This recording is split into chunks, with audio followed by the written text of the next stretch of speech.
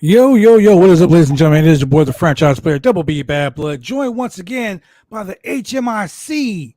That's right, Chemical Julian in the house. Welcome to Friday Night Fights, here live on the Roundtable Pro Wrestling Podcast, brought to you by BodySlam.net. And man, oh man, Julian. We have an exciting night. But first and foremost, let me give my sweet 14-year-old daughter a quick birthday shout out.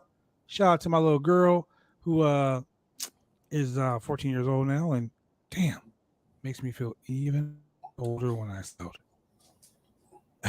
Your boy Shane Husky is in the chat right now. He subscribed to Tier 1 for 3 months.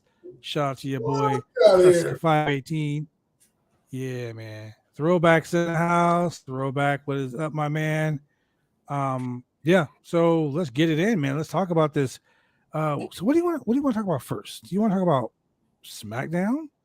Or do you want to talk about Rampage? Let's just back it up a little bit, and I'm sure that you guys covered this already. I was conspicuously absent on Wednesday.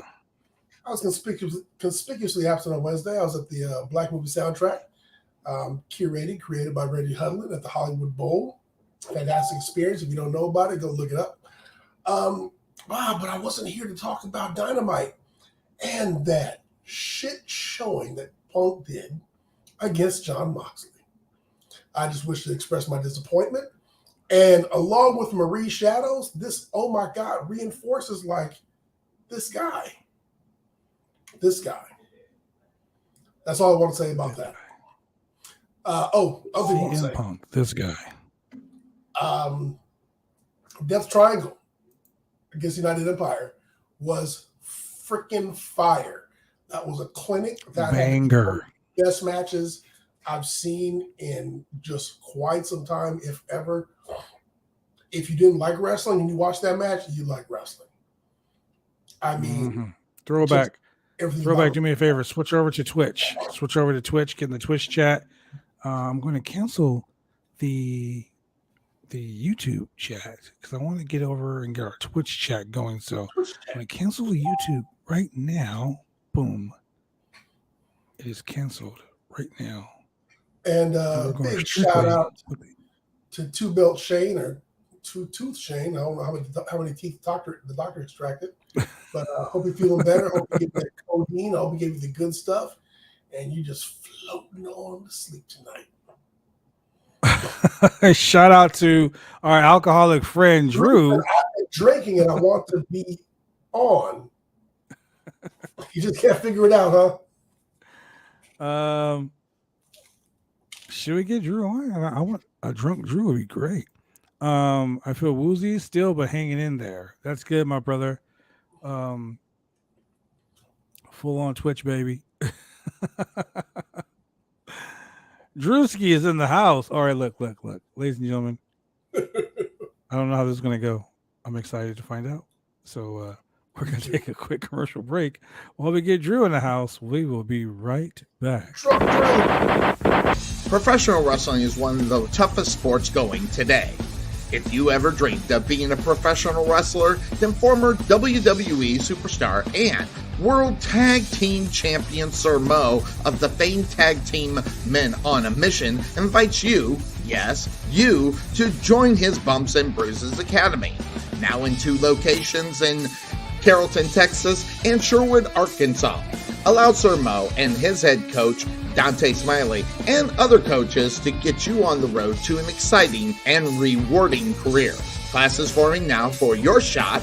Contact Sir Mo at 704-819-7312 or fill out an information questionnaire now. Don't wait. Make your dreams come true today by joining the Bumps and Bruises Pro Wrestling Academy.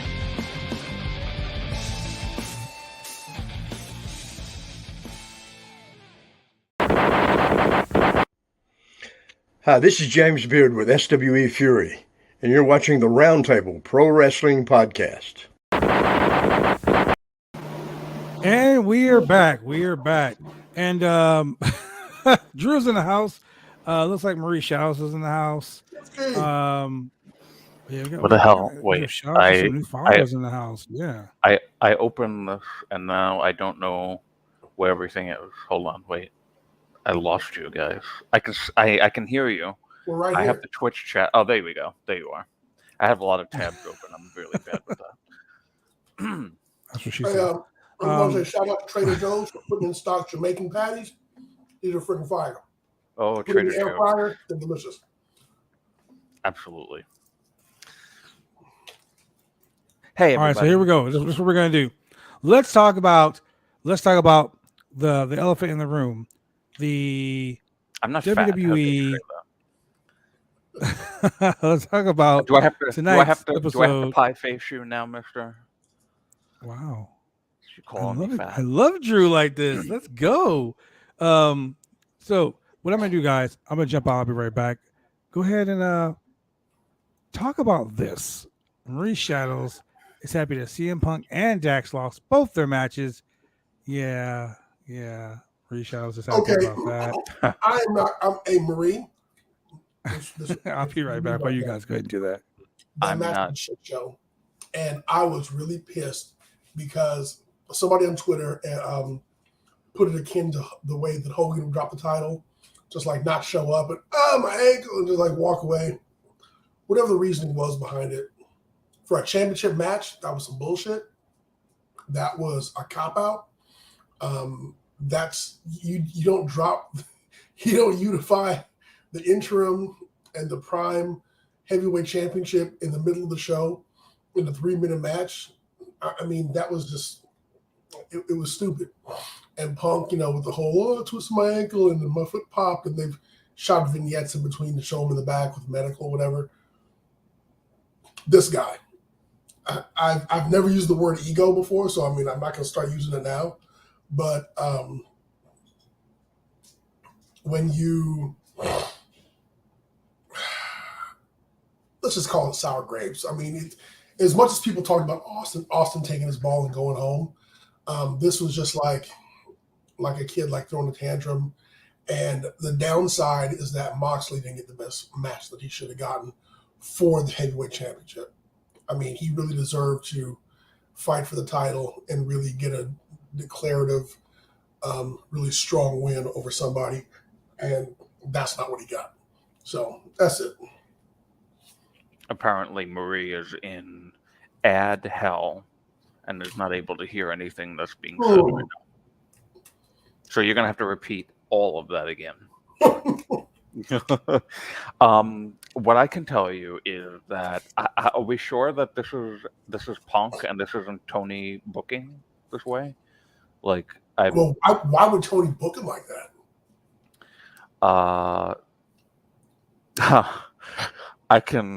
I can be really harsh right now, and I don't really want to because I don't want to seem like, I have these WWE belts behind me, and then if I start talking bad about AEW, I look like a WWE show. I promise you, as much as I've been enjoying WWE more lately, I am not a WWE show. You could never call me that.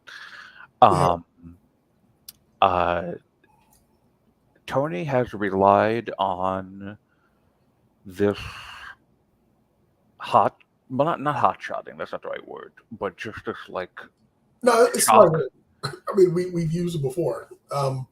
He's been relying on this shock factor booking. Yep. I think a little too much shock factor. We haven't had any of those Tony Khan has a huge announcement things or a new signing in a little while. So I think he just got so stuck in that mode that now that there are no new people to bring, it's kind of been floundering a little bit. And I want to believe that it'll get better.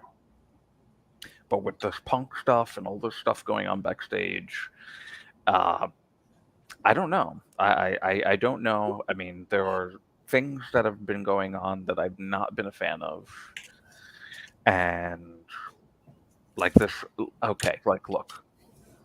And I'm going to be a little hypocritical here because I really enjoyed their theme song a lot as of late. And now I know all the words to it, which is really terrible. Okay. But this Trustbusters bullshit is absolutely insane. I love their theme song, but they are not anything viable for anything. Like, why am I supposed to, I think he said on Twitter or somewhere, he said that, like, this could be a big deal, or, like he sees something in them. Okay, that's great that you see something in them, whatever that you said. But So, a group of jobbers put together. They're a ragtag bunch of people who got slapped together. And yes, this did work for Billy Gunn and Road Dogg back in the day. One of the few times this ever worked. And so maybe they're hoping for lightning to strike twice, but not with Parker Bordeaux. God, no. Oh, my God. As soon as he was signed, as soon as I heard that he was on AEW Dark, I feared this type of a thing. And it's like there was this, that weird couple of weeks where Cole Carter comes on the scene and he gets that match, which was a really good match. I don't remember who it was against. On Dynamite, but like immediately they start referencing his NXT stuff with QT and the Factory. It's like, why? I don't understand. Why are you bringing that up? And then Parker Boudreaux is all of a sudden on AEW Dark, and he just got released. It's like, but why? Like, nobody. I can honestly tell you, no one is interested in this guy. Why does he matter? Why has he been put in this position? Well, I mean, the thing is, people look at him like Mini Brock, never had any of the charisma or any of the talent, if you will. No, he sucks. And he's a guy that has a look, but, I mean, you have Wardlow. What do you need him for? I mean, they could have hired Lars Sullivan if they wanted that. Yeah, I mean, it's very confusing. Yeah, and so with the Trustbusters, they just needed a group to put him with, a faction, maybe a trio, maybe, I think that's what it's going to be. I think the trios division is where you're just going to take three people and just throw them and give them something to do. I mean, this is the crazier thing. Like, and we talked about this, I know, but just to bring it up again, the Trustbusters were announced and shown on the Trios tournament bracket before 2 of 3 were signed to the company. What? That makes absolutely no sense. None at all. They had it on pen and paper. They're like, we're going to call somebody the Trustbusters. We don't know who. Yeah. Call somebody the Trustbusters. And I like Ari Daivari. I love Sonny Kiss. I don't give a shit about Slim J or Parker Boudreaux. I'm sorry. I don't care about them at all. Yeah. But I think if the story made sense, it would be a lot better, but it doesn't. So it's not. I feel, I don't want to be negative about it, but I've been drinking and I just feel really negative about it right now. So now I can't shut up. I wish better for Sonny Kiss so much. Yeah, for sure. But you know what? If it means that Sonny is getting more time on TV, then, and not just being on Dark or Dark Relation, then so be it. That I agree with you there. That, of course, being on TV, having TV time, good. Very good. Using the Trustbusters to get her on TV, that's where I have a problem. Because, Sonny could have easily been on TV all this time doing something. But, correct. They reduced Sonny to Dark for the most part. Well, first they let her get squashed by Parker Boudreaux, and then she turned around to Trustbusters. But that was a Dark storyline, and I had watched Dark that week. And if you didn't watch Dark that week, This was 2 weeks ago. Oh, yeah. She was on the turnbuckle. There's a tag team match, right? Yes, it was a tag team. It was Slim J. Parker versus Sonny, and I don't remember who Sonny's tag partner was. But she was totally uninterested in the match, and then started like eyeing them like she wanted to join them, and then it just ended there. I was like, oh, okay, that's interesting. I remember her partner got destroyed. Yeah, and she was just like on the turnbuckle, just like not caring about the match at all. So it's interesting. I'm not saying it's not interesting, but the Trustbusters, and then to do the weird like squash match, and then join at the end of the show was like, okay, I don't really care about that. I want to see. It's like Dominic getting squashed by Rhea Ripley and him joining her. Which may end up happening. Which is probably going to end up happening sometime soon. Right. So I'm not excited for that. And there's just there's just little things. I did the Dynamite show this week with you guys. I think I did the Dynamite show last week too. Yeah, because that's when Kenny returned. You did last week too. Yep. No. You did you weren't there for the Kenny return until after. I think it was like you had watched it later on and then you came in. Yeah, you did. Oh, yes, that's right. Yeah. We have been more negative about AEW than we have about WWE the past few weeks. Because so NXT 3.0 I don't consider it being negative. I consider it just being honest. Well, it's negative. It's honesty, but it's also negative. But see, now I don't agree with that comment, the last comment that just came in. I think the Kenny return was great. I thought they did that wonderfully. I really loved it a lot, actually. But I just need better. Like, okay, they did the women's segment not at 9:30 this week. Yeah. Good. However, I gotta be honest. I've been a fan of Britt Baker from the beginning, but man, what's been coming out lately? I'm a Thunder Rosa guy, and I'm not happy with what's been going on because she's not there for a specific. It feels like more than just something, because that just like kind of came out of nowhere, and there was already a match planned, and I just don't know. I don't know what's going on with that, but if we can believe anything from what we've heard about the backstage stuff in AEW as of late, Britt was in the wrong.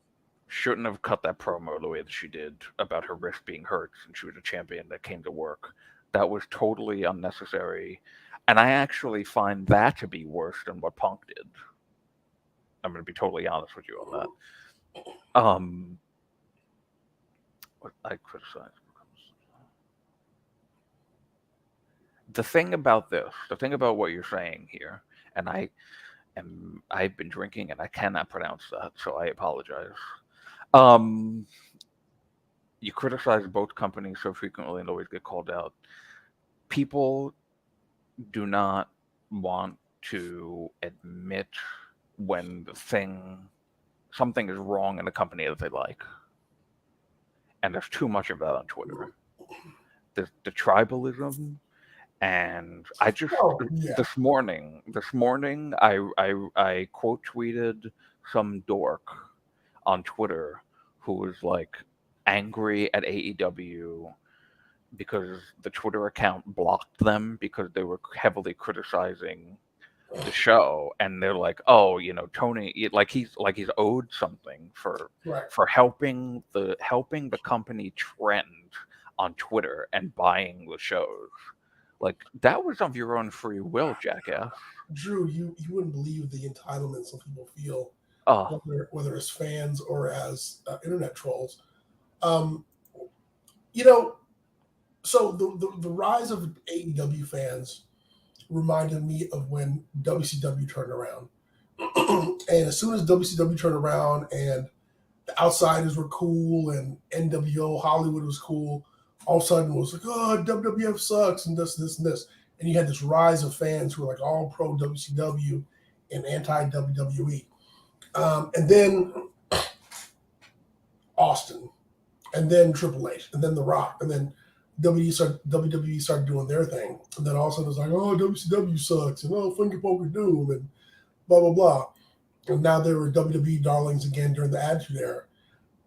With wrestling fans are, worse than, a person in a relationship with, an ex and then a shiny new one and then meet somebody else new. I mean, it's all about what's new now, what's cool, what's hot in the business, and people just want to be on, I don't want to say the right side of history, but they just want to be on the popular side. But conversely, there are a group of fans who like what they like, and they just appreciate every aspect of wrestling for what it is. Because we do realize that AEW is not supposed to be WWE. It's not supposed to be New Japan. It's not supposed to be AAA. It's not supposed to be CMLL. It's not supposed to be Impact. I mean, we're supposed to have all these different flavors of wrestling so the fans can find a place for themselves to fit in and enjoy, and so there could be a smorgasbord of just wrestling, professional wrestling entertainment for everybody to see. And the biggest problem was, Vince doesn't want you to say wrestler, and Vince doesn't call it wrestling, he calls it sports entertainment, and this, and all this Vince hating. And we talked about this before, and it's like, Vince brought you all to the dance.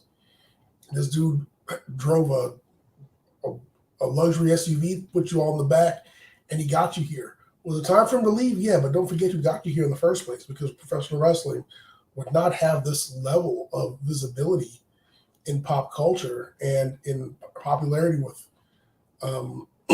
just so many fans worldwide if it wasn't for Vince creating that platform, and by creating that platform, giving others something to compete against. And so now that you have all these other flavors of professional wrestling, just appreciate what they are. Not everyone's going to bat 1,000 every night. I mean, I watched Smackdown tonight, and I was like, it's an okay show. It wasn't as good as last week, but I mean, shit. I mean, you got to work with what you got. I would expect Dynamite to be the best show on TV every night. You can't have Death Triangle versus United Empire every match, every week. I fucking wish we could. I wish we could. Well, yeah, that was really great. And so, just appreciate it for what it is. Some storylines are just going to be slow.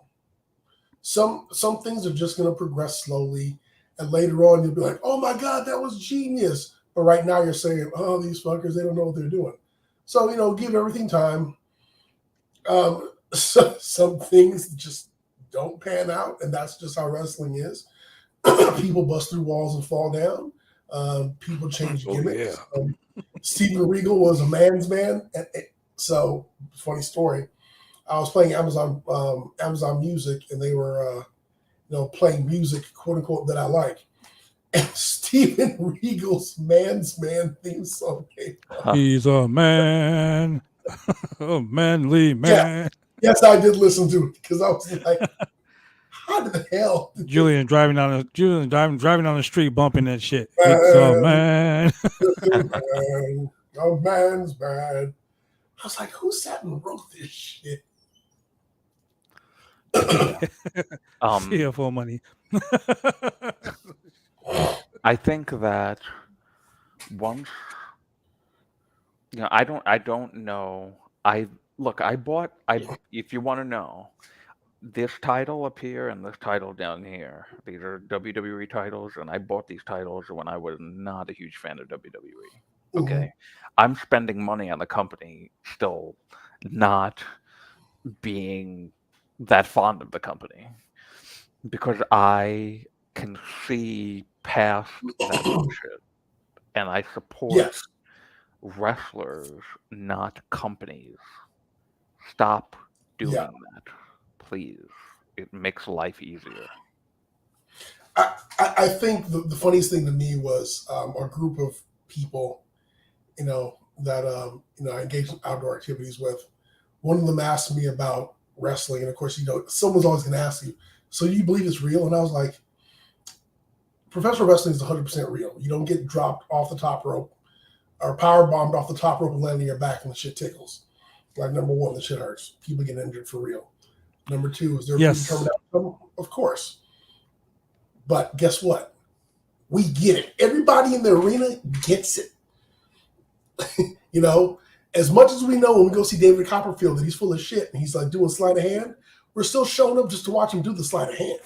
Exactly. When you go see the Avengers, you don't really believe that Thor is a god from Asgard and all of a sudden turns into Chris Hemsworth on the streets later. I mean, we get it. We're watching, characters performing, art and performing an act. And that goes back to what Drew said about supporting the wrestlers. Support the wrestlers. Because that's what they have literally decided that's what they want their craft to be. Is to be these characters and be these performers and go out and bust their asses day in and day out. Yeah, so I hope that we get a turnaround here because Triple H taking over WWE is a bad sign for AEW. And I don't like saying stuff like that, but it's a fact because people are now going to go. People are now going to go, oh, you know what? That shit that I hated about WWE, that I didn't want to go to the main roster, Johnny Gargano, now I want to go there because somebody that actually cares about me and somebody that can take what they did with me in NXT and bring it up to the main roster and not have me with a different name and a different gimmick, wearing a mask, losing matches in 2 minutes.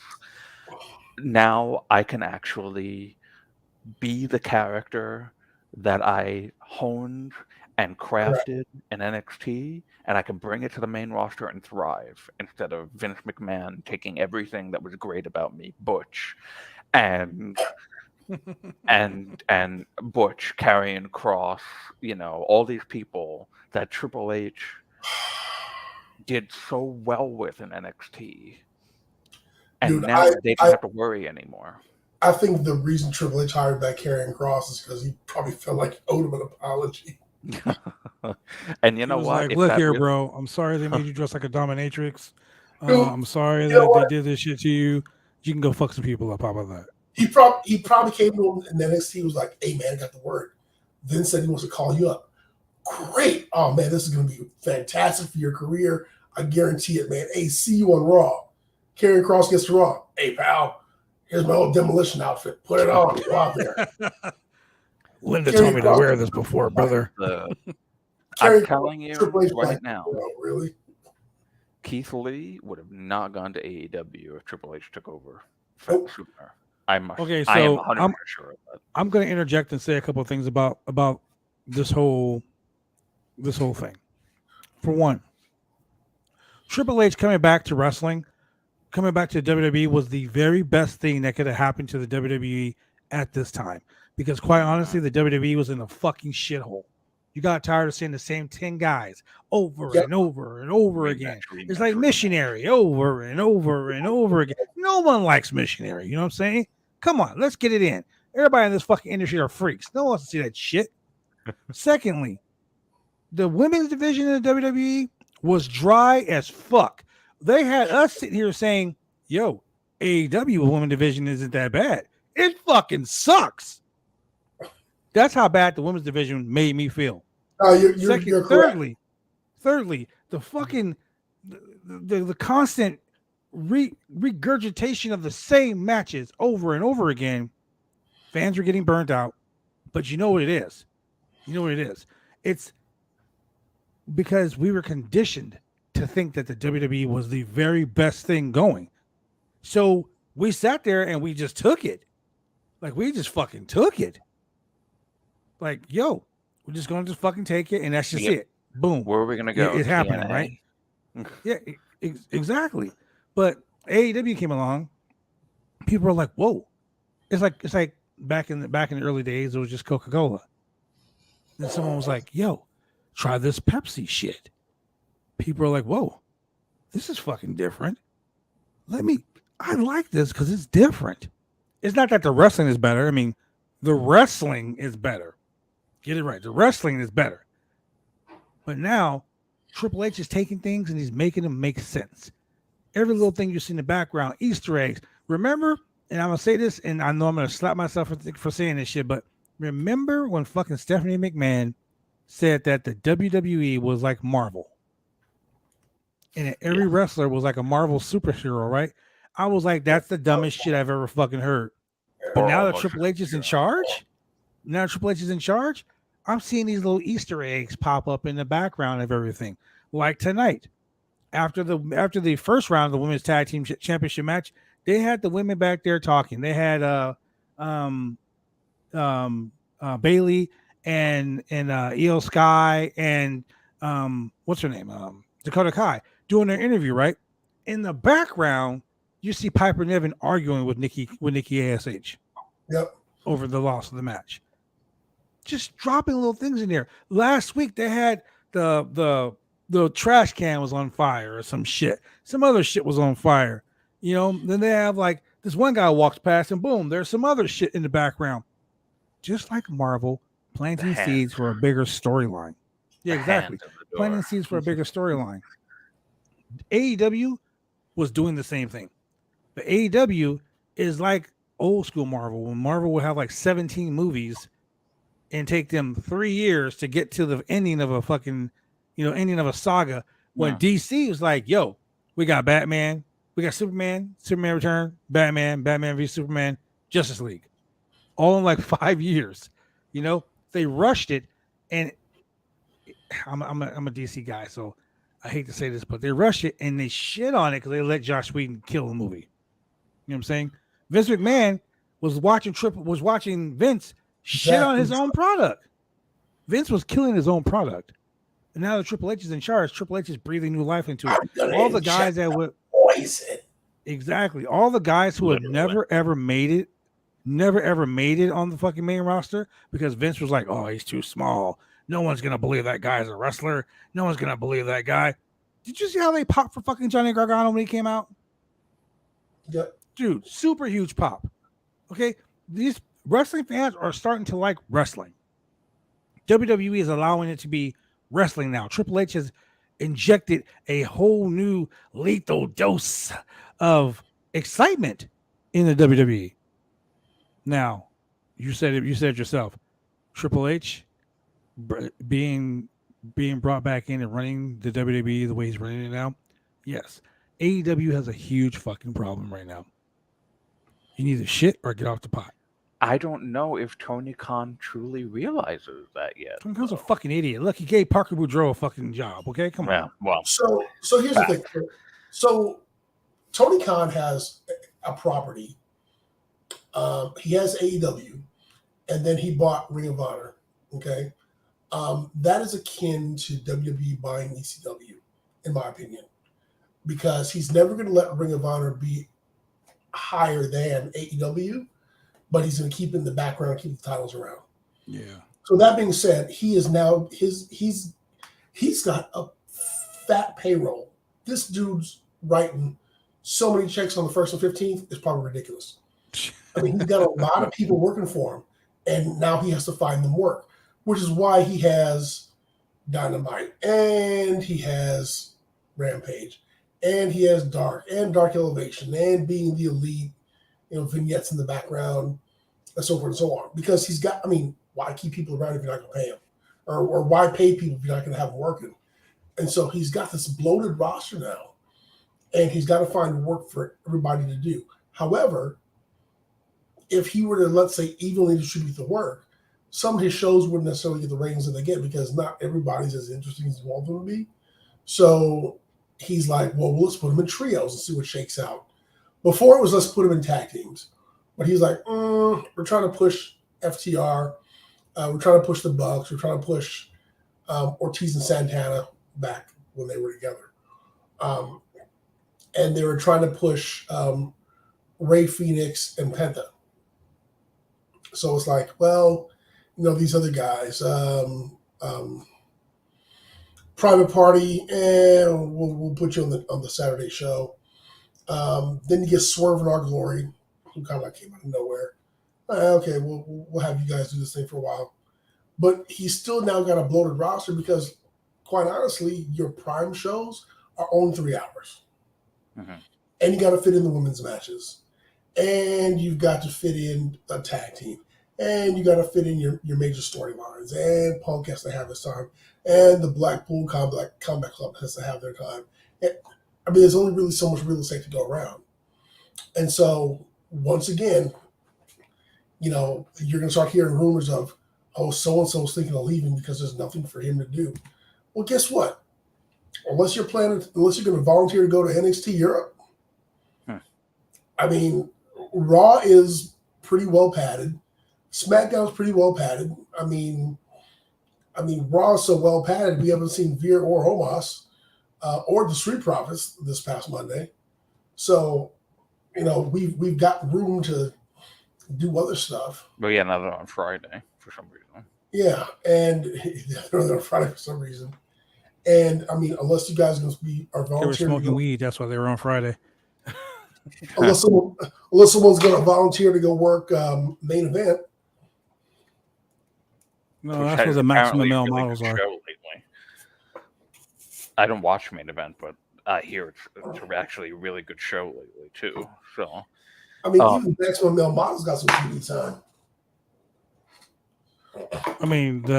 The Hector Garza and what's his name got some time too.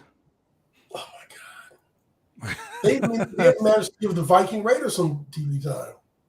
Unfortunately. So that's true. There needs to be a big change with the way Tony does AEW booking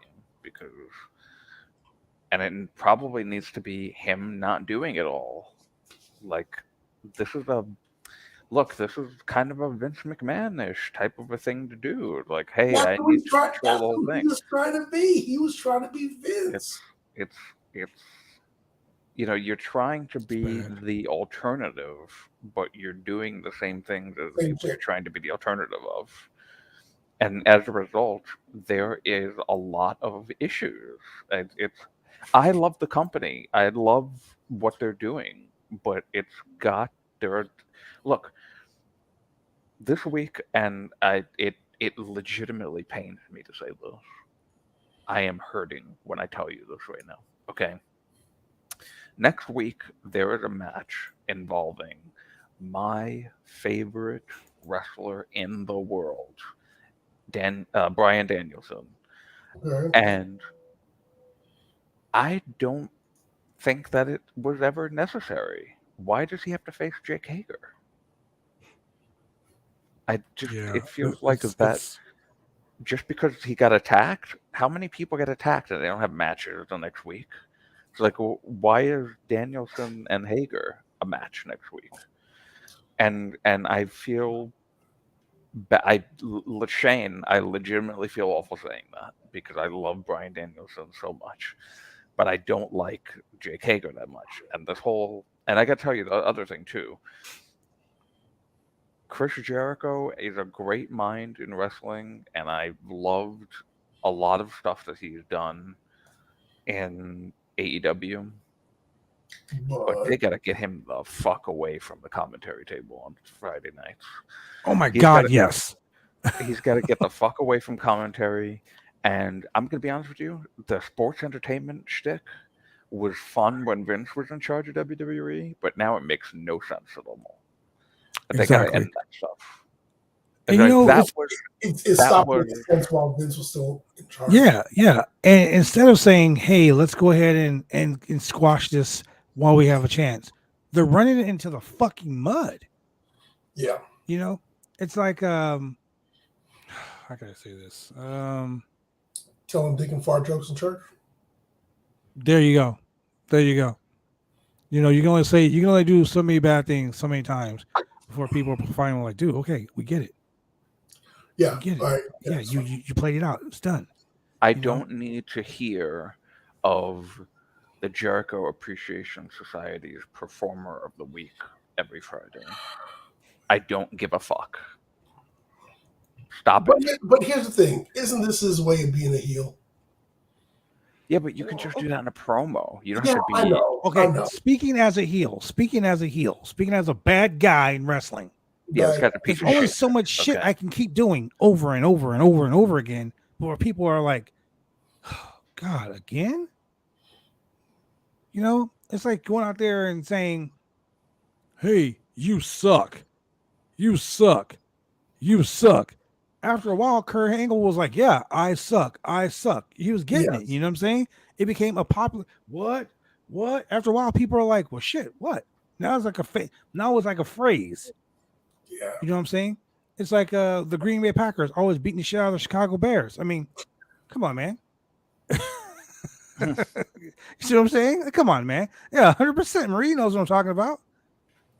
Man, Agent 95 is here for you. Thank you, Agent 95. Hit that bell, like, click, and subscribe. Look, the best heel line from her face was the tribal queen. I loved that so much.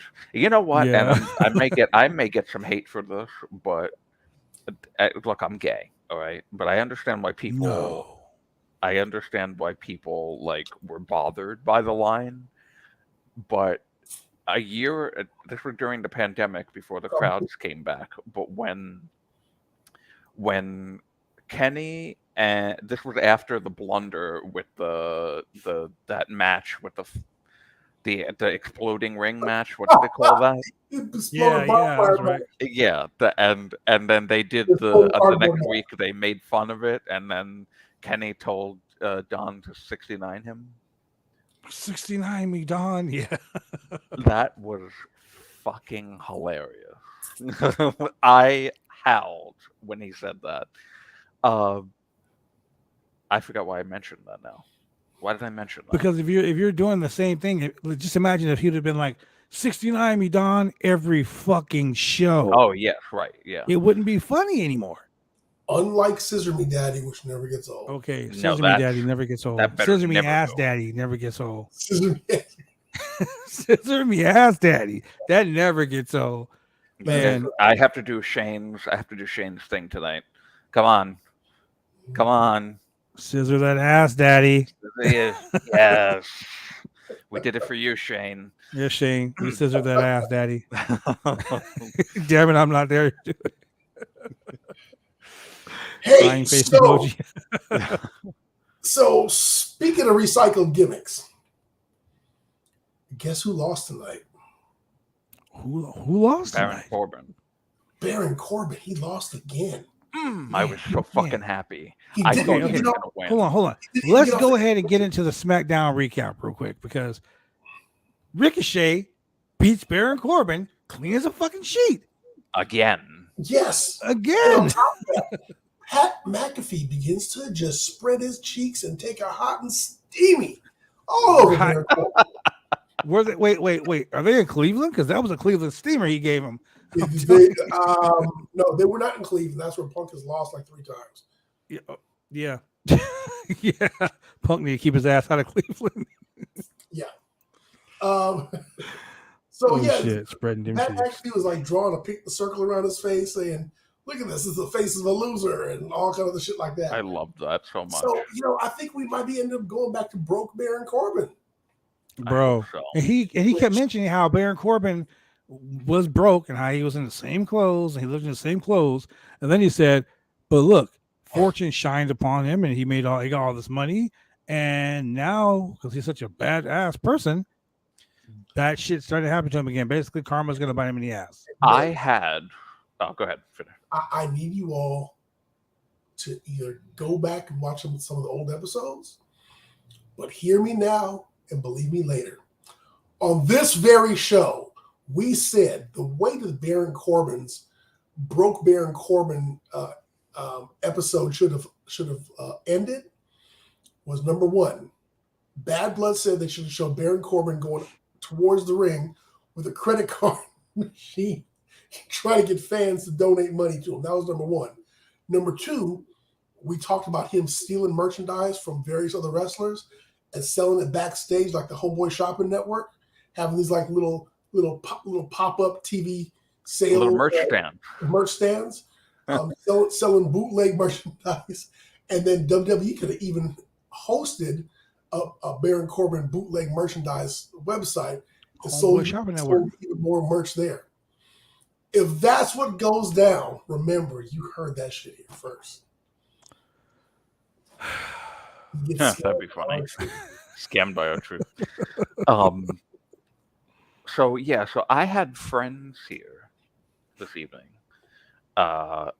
who are you could say a casual. They were like casual fans that like kind of know people that are in the company right now, but don't know what's going on storyline or anything like that. So Corbin comes out and she's like, "Oh, isn't that Baron Corbin?" She has not been watching for a little while. I was like, "Yeah, he's Happy Corbin now," and I had to explain like the whole bum ass Corbin thing and whatever. And then she was like, "Oh wow, they really ruined him, huh?" I'm like, and this is a casual fan saying this, who has not been on the ride. Like we have. Him. Yeah. Like I was like, this is, I'm thinking in my head, like, Jesus Christ, she has no idea what the hell is going on. And she's saying exactly what all of us who are heavily invested have been saying. Yep. The bum ass Corbin thing was beautiful. That was like, I would honestly say, a revitalization of his character. When that dude was wrestling in the same shirt for 3 days with the same mustard stain on it or whatever, that shit was hilarious. That shit was hilarious. The car getting taken, his beard getting longer, and just I was saying this and when this first started, literally, bro. Remember he was going around asking people for money. Yep. If he would have had a fucking square unit, if he'd had a square unit and just walked to the people in the arena, can you please spare some change? Somebody would have swiped a fucking $1 or something on it, bro. Yeah, 13,000 people in an arena every Monday and Friday night. Can you imagine how much fucking money he would have made if one person every fucking row would have swiped $1, $5, $10? That would have made that gimmick. That could have been how he got his money back. Having like I'm serious. A collection basket, like a church. Yes, Baron Corbin's collection plate. Pass the basket down, throw some money in. Like Deacon Batista. That dirty ass hat. Yeah, Deacon Batista. Oh, man. My God. I'm just saying, it would have been funny. That would have been a great gimmick. It would have worked, and it would have made a little bit of change. Just saying. Yeah, and then they brought the Happy Corbin thing. We knew was going to happen because it was reported that WWE trademarked the name Happy Corbin. Yeah. So it's like, okay, so how are we getting to this Happy Corbin? I loved Sad Corbin, and I hopefully we kind of get back to that. Corbin, a lot of people shit on him, but I think he's underrated. Honestly, I think he has legitimately, and people forget this, he has legitimately one of the most protected finishers in wrestling. Correct. Legitimately. Like that. Only McIntyre's kicked out of it. It's insane. Yeah, McIntyre kicked out of it. McIntyre's the new fucking Triple H. I mean, which lost me my points at the Predictions Championship.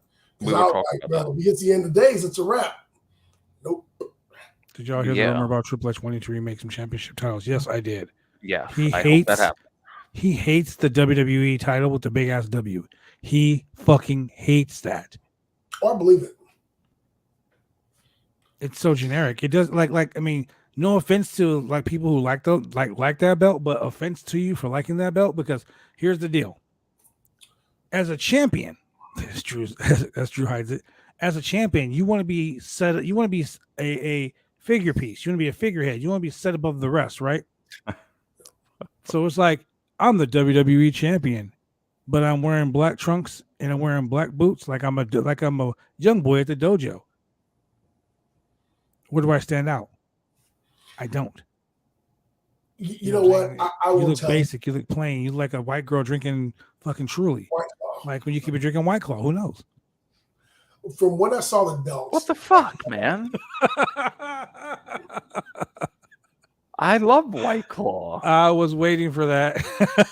I love White Claw, and I love Home Goods, and I love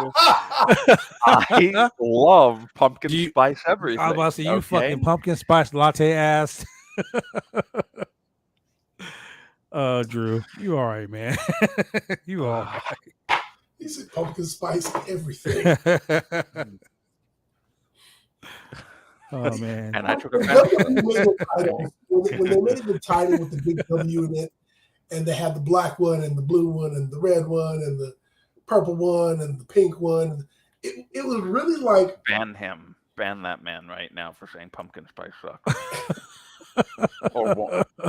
or female, male or female. I'm sorry, I don't know. I really believe someone told Nick Khan, "Hey, you want to save some money? Let's save some money on belts. Tell you what, we're going to make all your titles a big ass W, and you're just going to spend money on the cheaper, different colored straps." And we all fell for it. I mean, everyone fucking was like, "Yes." And so, and you know, he's pissed when they look like icons. You know, he's pissed when he sees Tony Khan. Every time there's a new TNT champion, make a new TNT belt for that guy. He's probably like, that fucking guy over there ruining our last name by spending all our fucking money. Oh man. Hey, I mean, can you imagine Triple H walking in going, "Okay, I'm in charge now. We're hiring back Karrion Kross. We're hiring back Bailey. We're hiring back Dakota Kai. We're hiring back Io Sky. We're hiring back Johnny Gargano. We're hiring back." You're like, "I have to write checks. What do you mean I got to spend money?" Right? His hands all shaking. He's like, "I don't know how to do this anymore." Man. And then he really. So this is how he got back. He was like, "That's fine, Triple H. You can have all your toys back, but I'm gonna go ahead and flush this company down the toilet because like no one knows them anyway, and I'm tired of paying the taxes." Oh wait, that's how much they all make at NXT UK. Well, I mean, if Vince McMahon is no longer on the payroll, I'm sure that freed up a lot of capital. You know, not giving $20 million to people to shut up. Hey, that was get to save money that way. Isn't that nice? If I hadn't have been messing with them hoes, I could have saved $17.9 million. Hey man, look.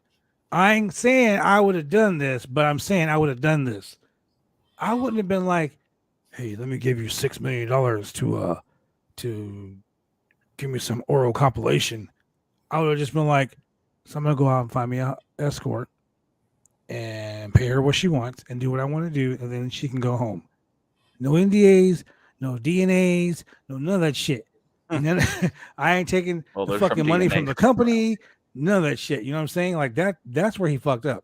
That's where he fucked up. By the way, Julian, Tombstone's a great movie.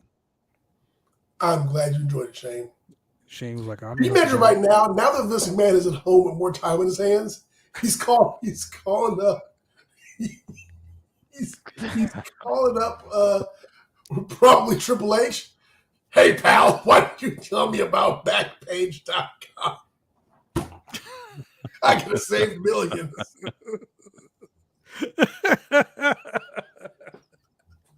He could have been like, I had to worry about no NDAs. Triple H, why'd you do this to me? I spent $17 million. We're not going to spend. God damn you, Paul. What the hell? Oh, man. I agree with that. Yeah. Custom side. I mean, The Rock started that whole thing with the Rock's championship belt with the side plates and everything like that. And next, Cena with the ugly spinning U.S. title belt, and the ugly spinning world title belt. And, did they ever release the Brahma Bull heavyweight championship belt? Yeah, they did. Yeah. Did The Rock ever wear it? No. I think I might have seen it one time on TV, but he never wore it like on the regular. I don't think so. I think it was like that Zack Ryder true the Zack Ryder, true Hollywood, true Long Island Story Championship belt. Yeah. So let's get into this because I'm gonna get back to Rampage and Rampage about that fucking show. But so tonight we had the no, we're not talking about that shit yet. The women's tag team title semifinals, right? Raquel Rodriguez and Aaliyah beat Sonya Deville and Natty. Okay. It was by pinfall. The match. No, it was the other way around. Didn't they? Oh no! I'm sorry. No. Elimination match. I was thinking of. Okay. So let's start from the beginning. We talked about Baron Corbin getting beat by Ricochet. Yeah. Okay. It was pinfall, quick match. For the second match was the women's tag team title tournament fatal 4-way. Second chance. All right. I was not happy with this match. So many fucking botches. It was rushed. We talked about tag team triple threat matches and fatal 4-ways. And I forget how the conversation came up, but I was like, I don't want to see a tag team triple threat match because two people stay in the ring while everybody else finds some reason to be laid out at ringside. And that's what we got. I mean, it was some bullshit. And the fact that it was 8 of them, I was like, oh, this is not going to be good. Thanks for clicking that moment, Shane. And the finish that we got was it was shitty. It was bad. It was horrible. And look, it's not even so much the finish was horrible. It was one spot in the match where, as a wrestler, I'm going to tell you, the ropes, ladies and gentlemen, they fucking hurt. We hit those ropes really hard, really fast. Guess what? They hurt. Imagine you're home. You look outside your home, you see a telephone pole. That thick ass cable that's holding up the telephone pole. Yep. Imagine that being encased in a water hose. That's pretty much what the ring ropes are. Okay? Now imagine that you're hitting it a good 5, 6, 10 miles an hour. You're hitting it hard. It fucking hurts. So for someone to do like Rey Mysterio does when he gives you the 619, drop you throat first on it, that hurts. But me knowing that I'm going to take that spot doesn't, I mean, I can embrace myself and I can make it to where I don't hurt myself when I hit that. When I'm getting whipped to the rope and the person whipping me to the rope, Tamina, throws me head first into the fucking the ropes like that. Throat first. That's how people get hurt. That's how people die. Remember the luchador Pedro Aguirre Jr. who fucking died in Mexico when he hit those ropes like that? That right there is a classic example as to why you should not be so fucking sloppy in a match like that. Tamina was stiff as fuck with people. She threw her face first into that. I'm surprised she didn't get hurt. In our group chat, I was like, oh fuck, she's hurt. So many botch spots. So all you WWE drones out there who bash AEW and say, oh no, AEW is full of botched spots. This right here was a huge botch spot. This whole fucking match was botch after botch after botch. I thought I was watching an episode of Botchamania. It was horrible. The wrong team won. The wrong team won. 100%. I was actually hoping for Doudrop and Nikki to win. So was I. That would have made more sense. Yeah. But I mean, obviously they have something planned with them, as we saw later on. So I'm interested to see where that goes. Now wait a minute. Let me ask this question. And maybe I didn't hear it right because there was noise, and so I wasn't 100% hearing it correctly. Did they say that the finals was next week on Raw? Yes. Yep. Wasn't it supposed to be a Clash at the Castle? They changed so many things about Clash at the Castle. They knew that they couldn't have that match at Clash at the Castle because, well, they're getting the belts to Dakota Kai and Io Sky. They can't have them win the belts in, and then all of a sudden go to a six-person tag match later on the same night. Triple H ain't about that life. So he was like, yo, we'll have this match, this 4-way, then we'll have, Triple H doesn't double book. We have this match. We have that 4-way. Get this match over and done with. Put the belts on them. So at the show, they lose the 6-man tag team match because Sasha and Naomi come back. Now, if it was me, that's just me saying, if I was booking the show, I'd have Sasha and Naomi walk out with tag team belts on. Hell yeah. Unification match. Yo, there can be like the Highlander. There can be only one. And call them interim champions. No, please God, no, please fucking God, no. I am so sick of the word interim. Julian, you want your fiance to be like, I need an interim husband before we get married? I'd be like, it all depends. Could we coexist? Oh, Jesus Christ. I guess what? You know what? I guess we'll have to let it play out. Wow, I didn't know that about Julian. That's interesting. So yeah, I mean, I'm now that that's suddenly been moved to Raw. I'm maybe Sasha and Naomi return on Raw. No, so, if it was me, I would save them for the pay-per-view. You think they're they'll fly them all the way to Clashel and bro, they flew motherfuckers all the way to Saudi Arabia to scratch their match. Yeah, that's true. Ask the Viking Raiders. They got flown. They spent hours and hours over there for no reason at all. Oh my God. Clash. They paid for Titus O'Neil to trip and slide into the ring. No, you know what? I take that back because they got a shitload of footage off of that and then replayed it over and over. So I have a feeling that there's going to be one major thing that happens at Clashville next week, which we'll get to when we get to that segment. But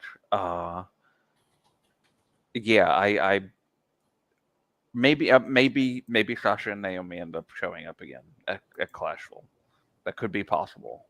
But I kind of feel like the way that Drew McIntyre was really built up in this episode,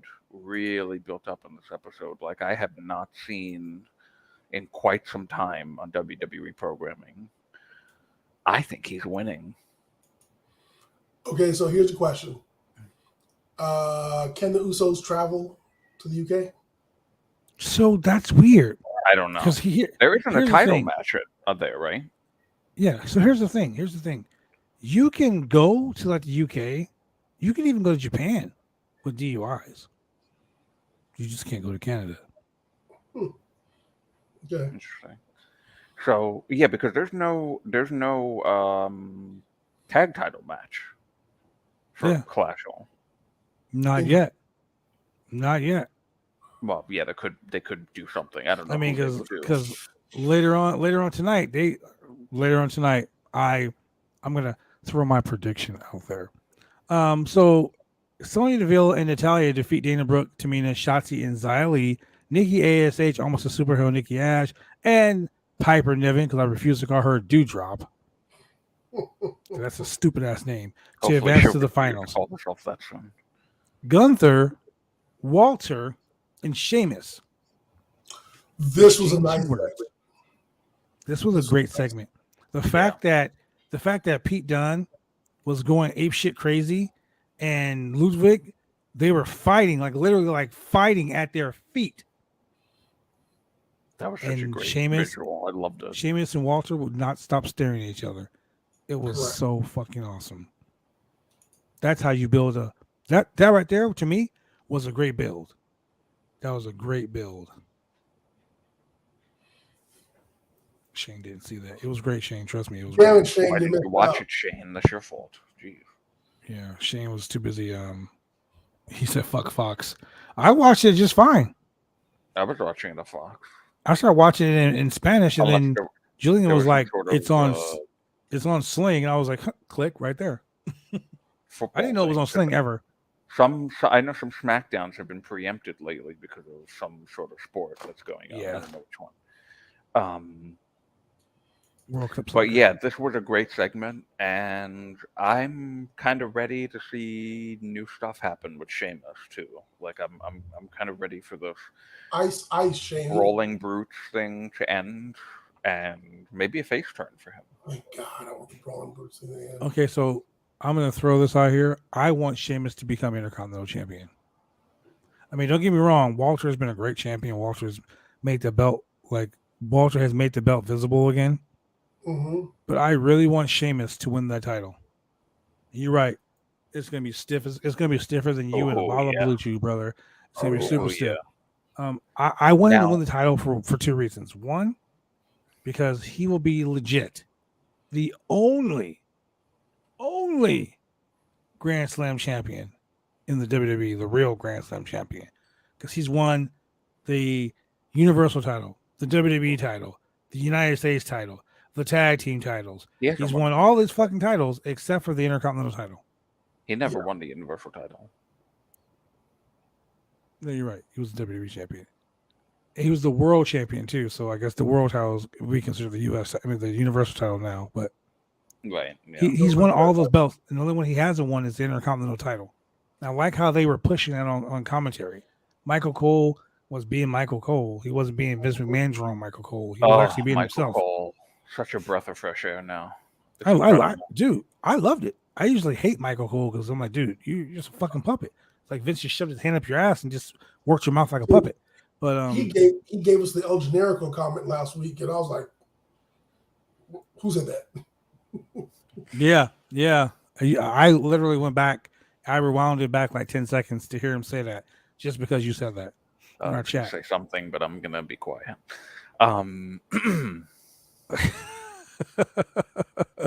Let's move on. I don't want to incriminate myself. So, it's Friday, man. It's 9:12 here, so Roundtable After Dark. We're in After Dark mode now. Yeah. Here, big meaty men slapping meat makes me stiff.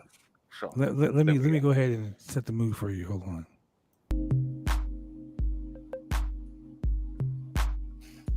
Big meaty men slapping meat. That gets me going. He says big meaty man slapping meat. Gets his stiffness. Sponsored by Blue Chew. Stiffer than bottle of Blue Chew. We'll get there one day. Oh man. Yeah, so I'm really excited to see Sheamus and Gunther and Gunther and I felt so weird calling him that, but he's not Walter. That's the thing. It's like he's so much. He's so far away from Walter, and the both of them are so far away from Imperium at this point that to call him Walter would be weird now. It's just he's not Walter anymore. So R.I.P. I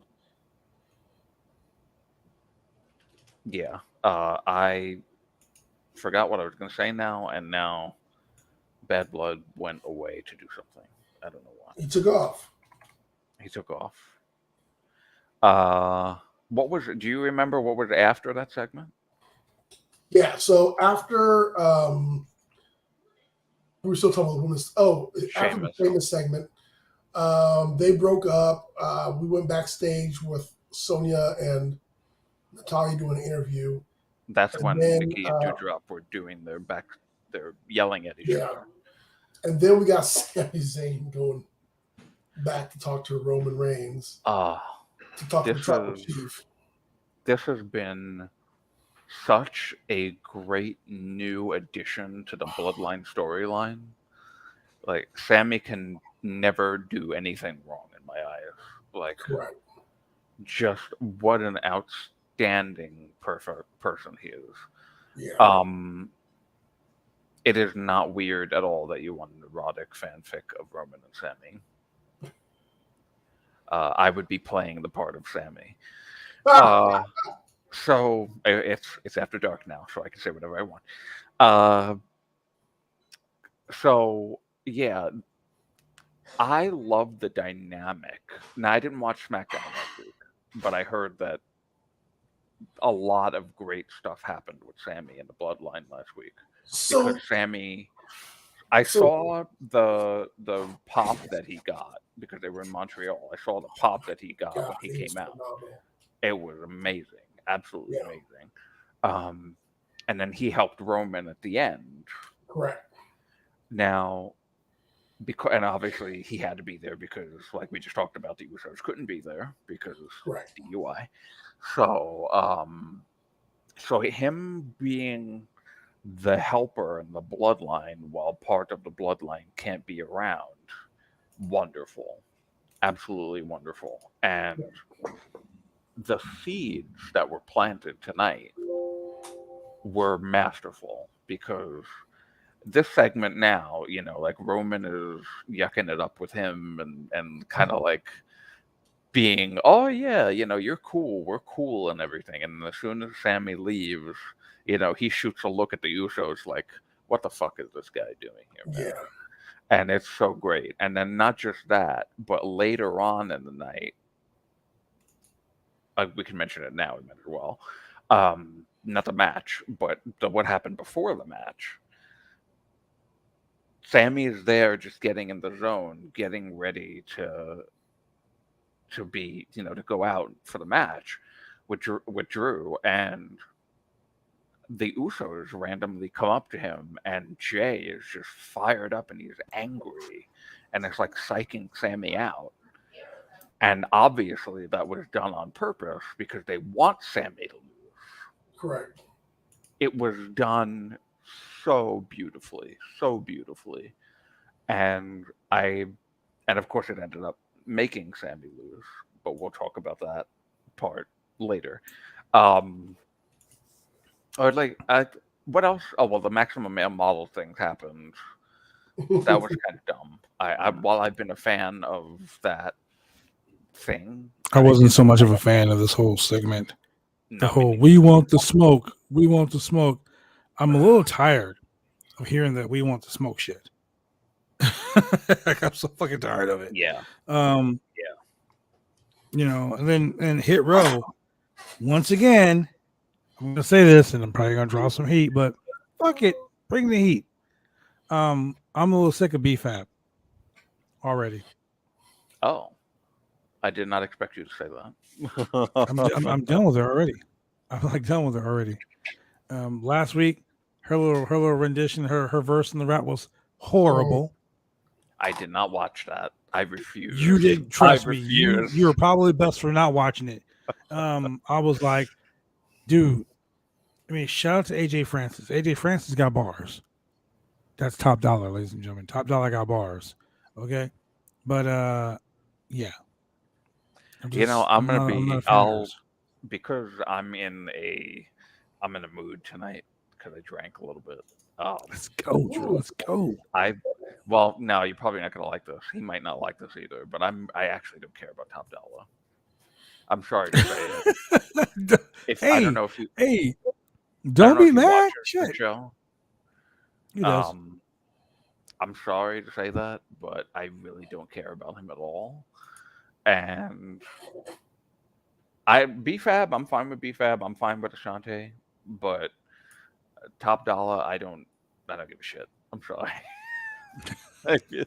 So I know it's your friend. My question is: Maximum Male Models over Hit Row. Has BFAB had a match? No. Okay. No. Not even in NXT. Will BFAB ever have a match? Is she just a valet? She's supposed to be. Oh, I didn't know though. Yeah. By the way, guys, don't forget to hit the follow button if you haven't already. If you're enjoying yourself, smash that subscribe button and share the Roundtable Pro Wrestling Podcast with others. You know, you would enjoy the content. They would enjoy the content as well. So go ahead, tell them, like, click, and subscribe. Yo, smash. I mean, like smash. Hulk, smash. That fucking... Smash them, stack them, pin them. Smash them, stack them, pin them. Mm-hmm. Smash them, smash. Please do that to me. So, moving on, before I dig myself into a deeper hole. No. Get it in, my friend. In whole. What are we talking Wow, about? there we go. Look at it. Hey, it's after 9 o'clock, man.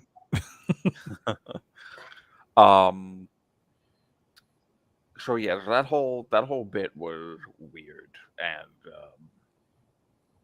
I'll know now if Top Dollar saw this, if I happen to be blocked on Twitter. So You probably are. Oh man, I hope you can take that criticism lightly, Top Dollar. I'm sorry. But yeah, so what was after this now? This was the women's match. Okay, we talked about where that. We had Raquel Rodriguez and Aaliyah versus Natty and Sonya Deville. There could not be a more boring team than Raquel and Aaliyah. Boring as so fuck. boring. I fell asleep during this match. I was like, yeah, this is gonna be my popcorn break.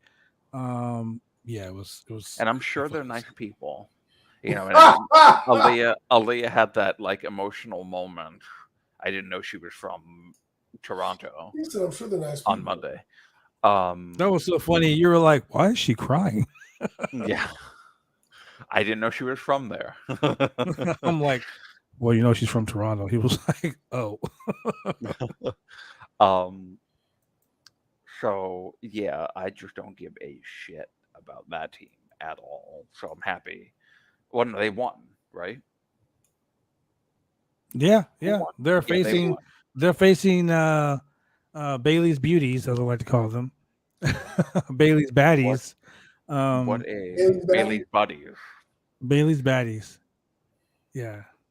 They're facing Bailey's Baddies at next week on Raw for the uncrowned or for the WWE Tag Team Championship. Bailey Buddies. Bailey's Buddies, baby.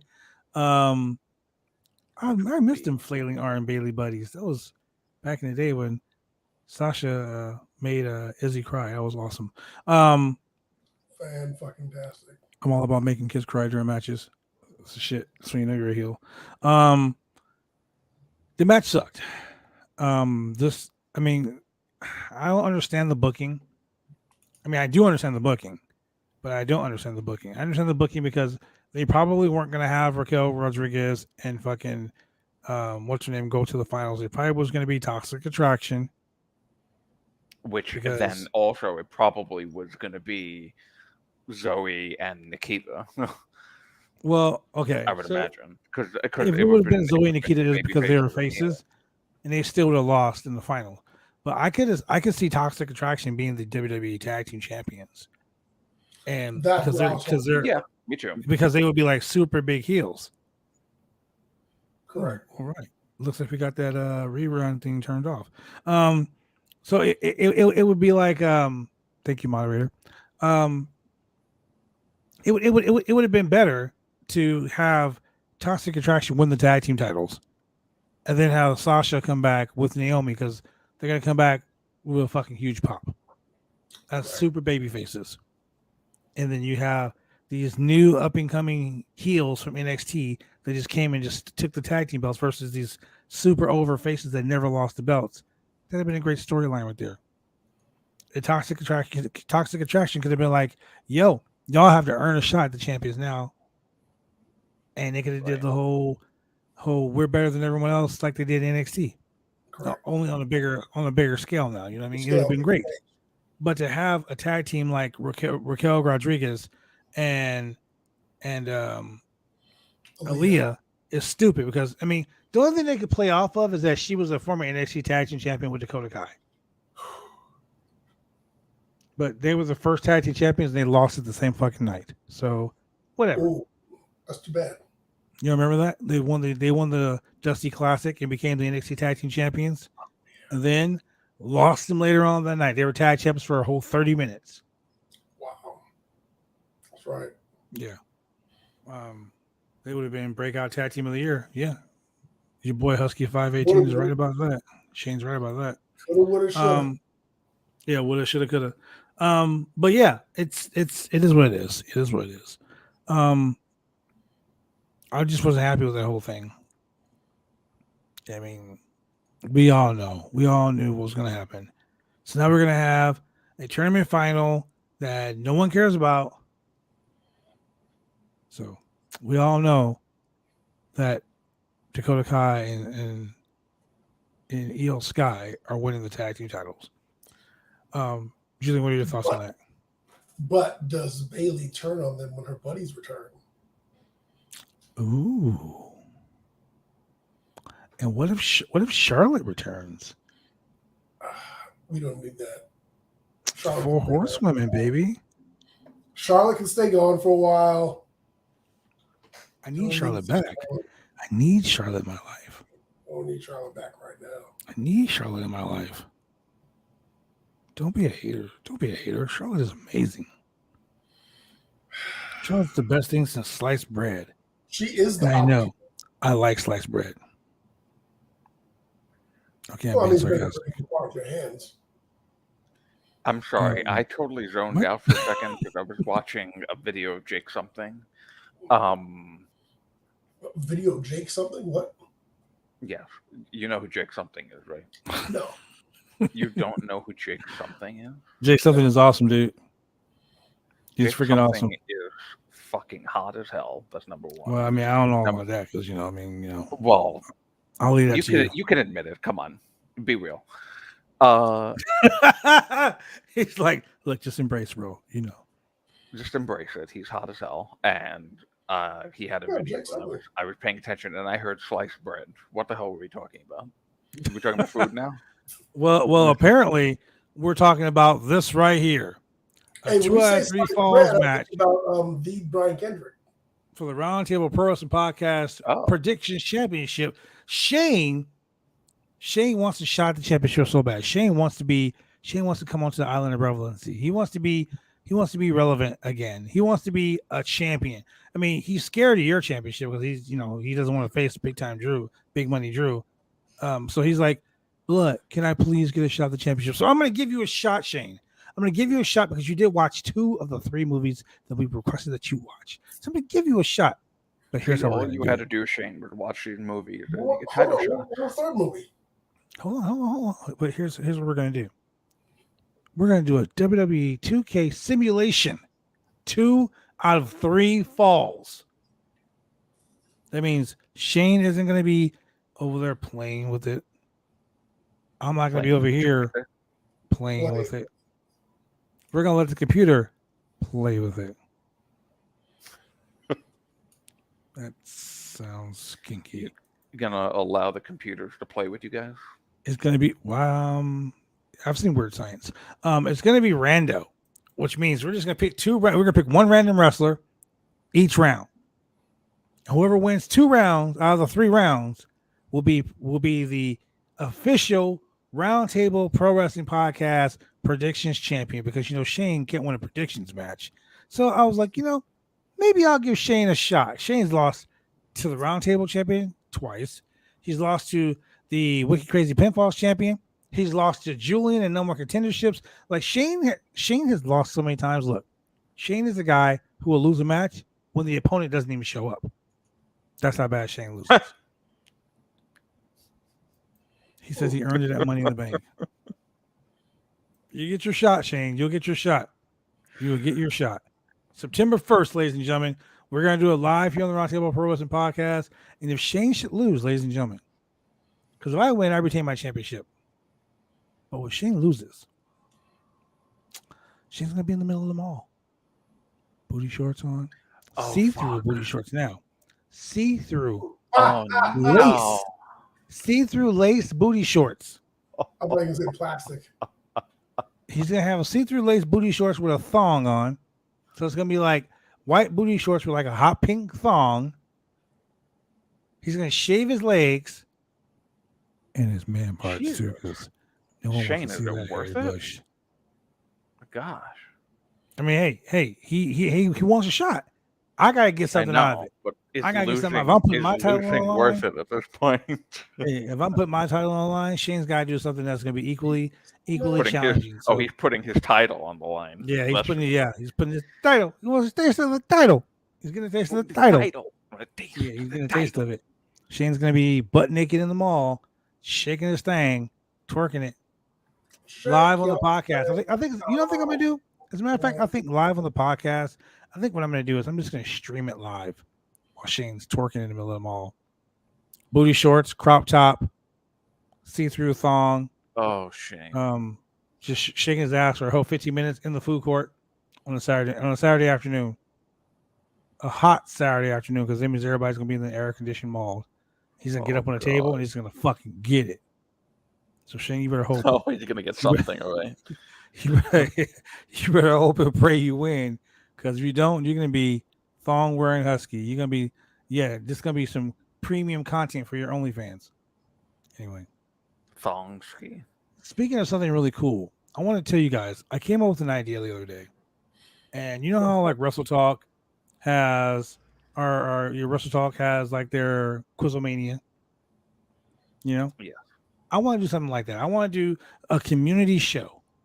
So, myself and the cool guys over at MWO show, the Mike World Order, we're going to do a joint stream. Them and us. It's going to be live on Twitter. That's going to be a quick show. Yeah. I mean, we're going to do some live stuff, man. I'm probably going to get the guys from True Hill Heat. By the way, I will be on True Hill Heat tomorrow morning, live, 8 p.m. Pacific Standard Time, with SP3, with Romeo, just getting it in, talking about professional wrestling, because I got to get up early in the morning for that. I love those guys. Yeah. Shout out to SP3 and Romeo.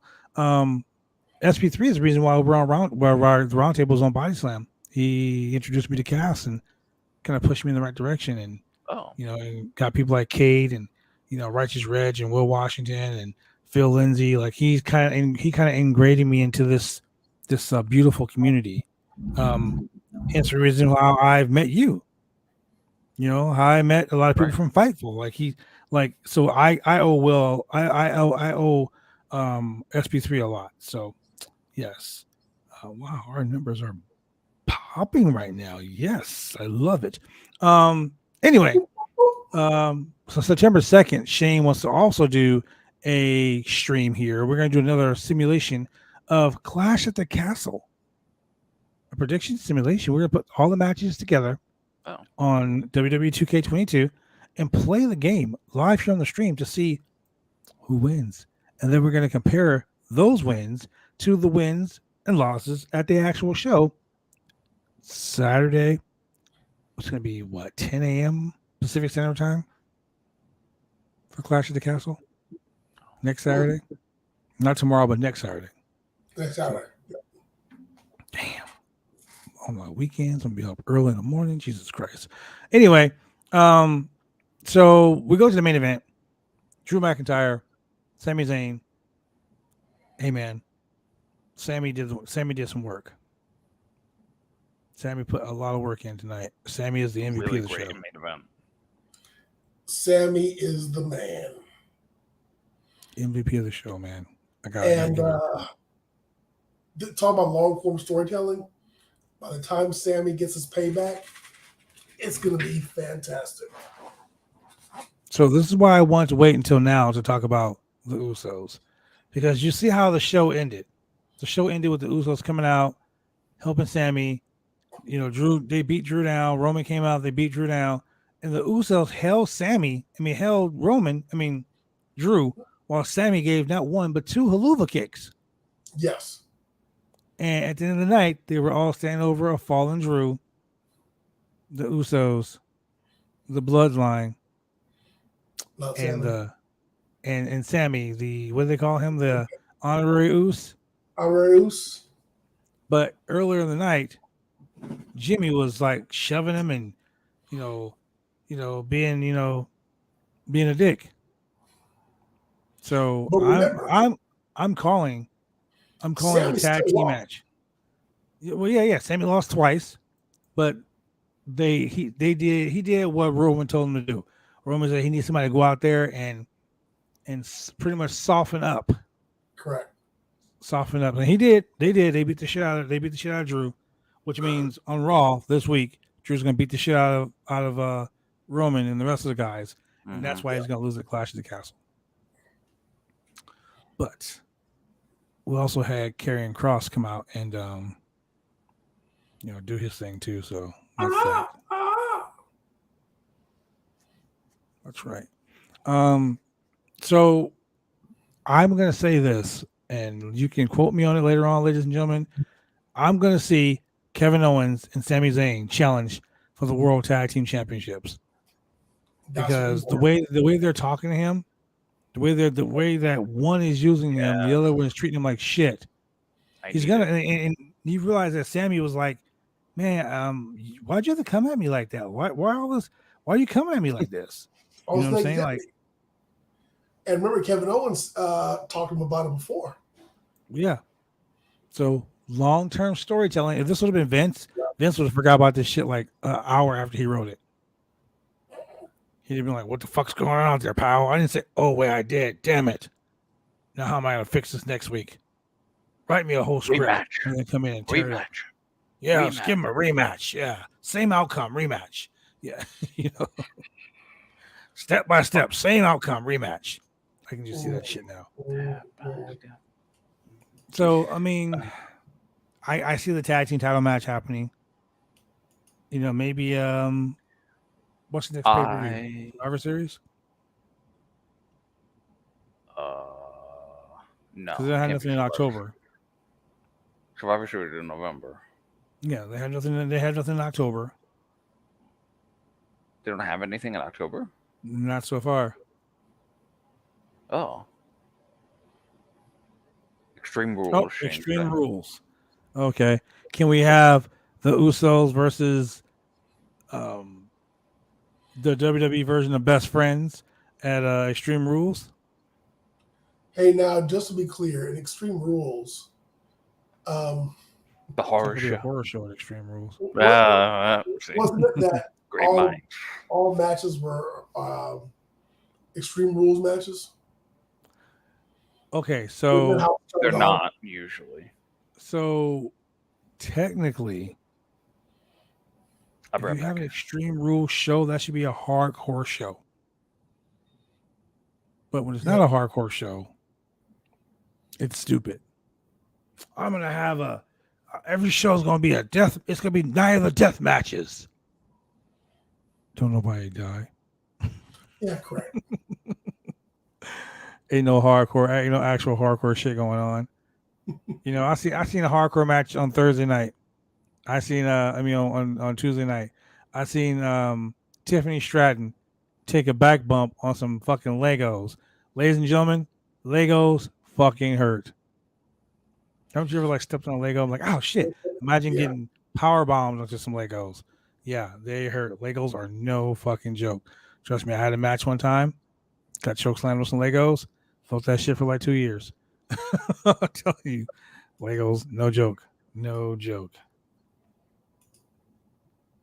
So what were your thoughts? What are your thoughts? What are your thoughts on even the whole Legos? So with the Usos, the whole bloodline storyline, I like the way it's going. Like you said, I'm just waiting for Sammy and KO to team up. I think two of the biggest teams that we're waiting to form or waiting to come together in WWE is Kevin Owens and Sami Zayn and DIY. Mm-hmm. I mean, the Usos are going to have their hands full.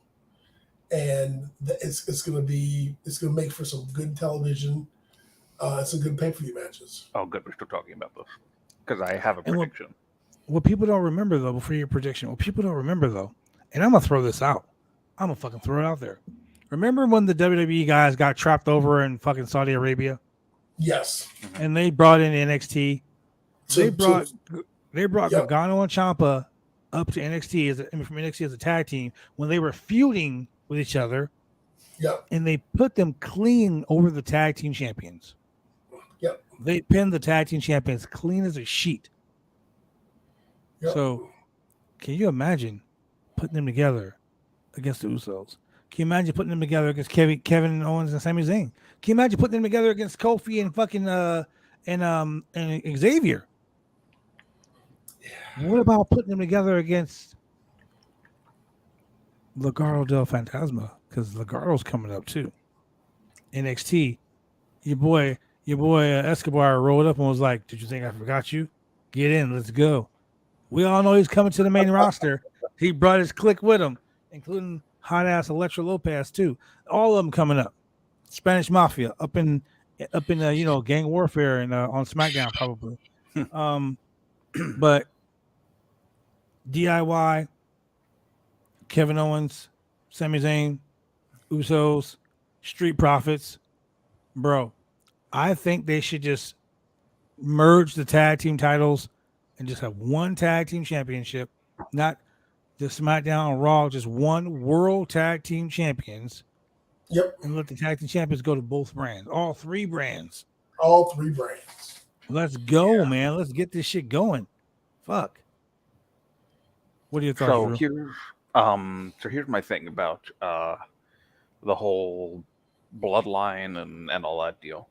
Well, firstly, I wanted to say DIY and KO Sammy is like one of the greatest feuds you can have, because both have the same exact story of one turning on the other. Yep. And that's like made in heaven, that story. Do you see where can they coexist? Can they coexist with each other? And that's an amazing thing. So now with this bloodline thing and the Usos and whatnot, this has gotten unbelievably stale to the point that I now don't care about it anymore, which is unfortunate because, I bought the title up there because I loved the Roman Reigns character and the head of the table thing and tribal chief and all that stuff. And I was, I did my douchebag head of the table gimmick on another podcast, loving that whole deal and what it was about. And I held on for a while before I finally said, yeah, I can't do this anymore. This is not working for me. It needs a new injection of life. And it's starting with their Sammy stuff.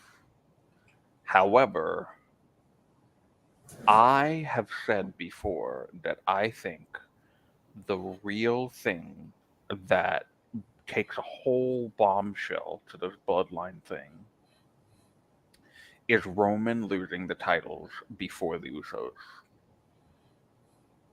Oh, yeah. Roman will be fucking pissed. Roman trying to do the tribal chief stuff as a loser while the Usos are still tag team champions.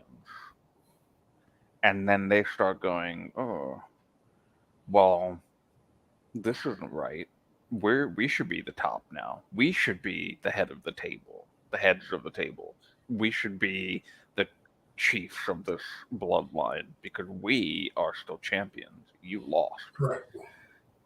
Now, the way that Drew was, like I said before, the way that Drew was built up on this show, he spelled his name wrong, by the way, with an E. And the scroll thing on the bottom, I just called it. I think that he's winning. I think that he's winning, and it just means so much for Drew, who did not get a title run in front of fans, and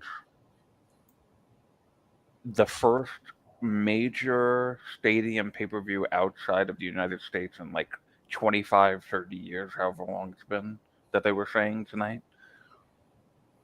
This needs to be the moment where we take a bomb to the bloodline and do something totally different. And that will hopefully be what Triple H wants to do. Hopefully Roman's into it also. I mean, I can only imagine he's probably like, I've been doing the same shit for like at least a year now.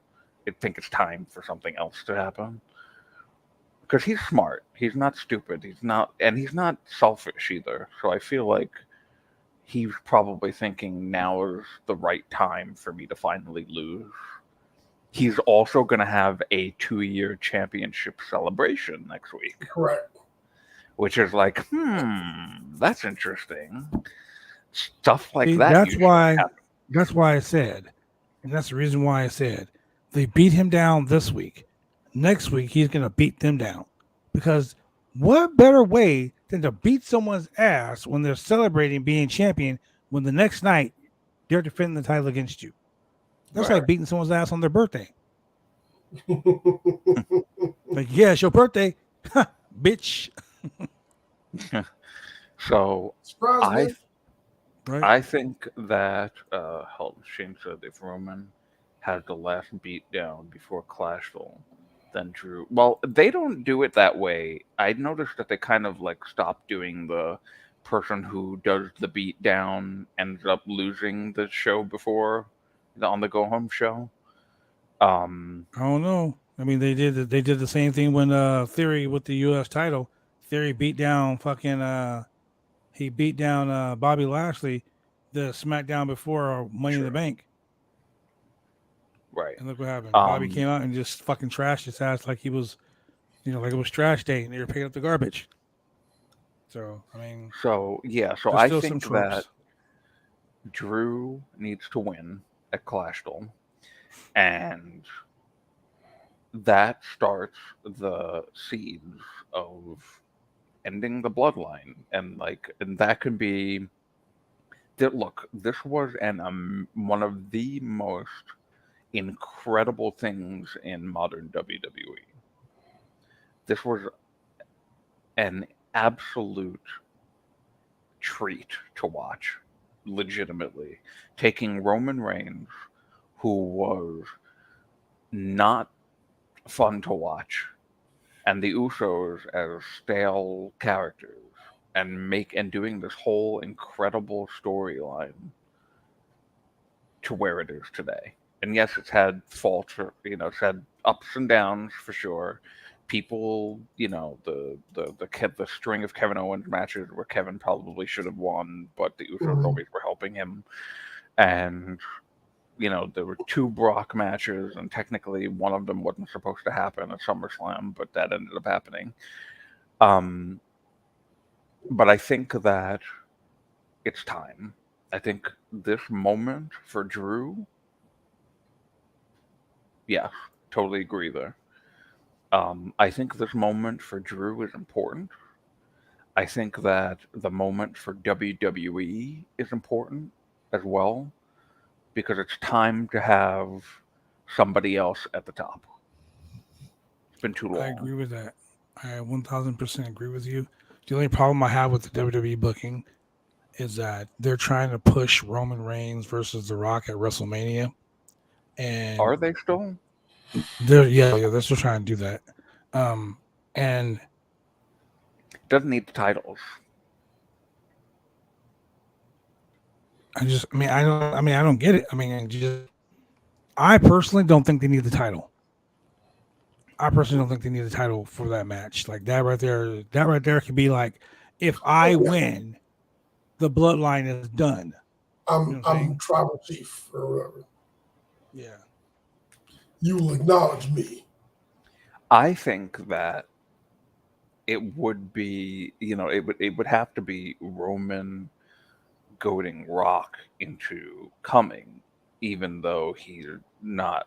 Like, it kind of makes sense for him to have the titles for it, because why would Rock show up just because some guy's, mouthing off? Like, Rock should want, something out of it instead of just having a match at WrestleMania, But... Well, it was the same reason why you fought Hogan. Just want to go one-on-one with the great one. Yeah, that's true. I don't know. I feel like I'm worried about if he doesn't lose the titles now, when? Yeah. Because Rock isn't going to win. If he still has the titles for the Rock match, Rock's not going to win the titles. that means that he's going to go another WrestleMania as champion. No, I got It can't be. I got a good booking for that. Got a good booking. Okay. If I'm writing the story here, this is what would happen. Roman will defend the championship against someone before Mania, like whatever the Survivor Series or whatever, right? Royal Rumble, right? Yeah, the Royal Rumble. Blah blah blah blah blah blah, right? Roman defends the title, retains the belt. The next pay-per-view, what is the next pay-per-view after Royal Rumble? Like Backlash or Elimination Chamber, right? Roman goes into Elimination Chamber, defeats everybody, still calling out The Rock. Rock, you're a bitch. You're scared of me. Go stay in Hollywood, you bitch. You disgrace the family, right? But while he's doing all these things, the Usos are like, but bro, like that's our people. Like fuck everyone else, but that's our people.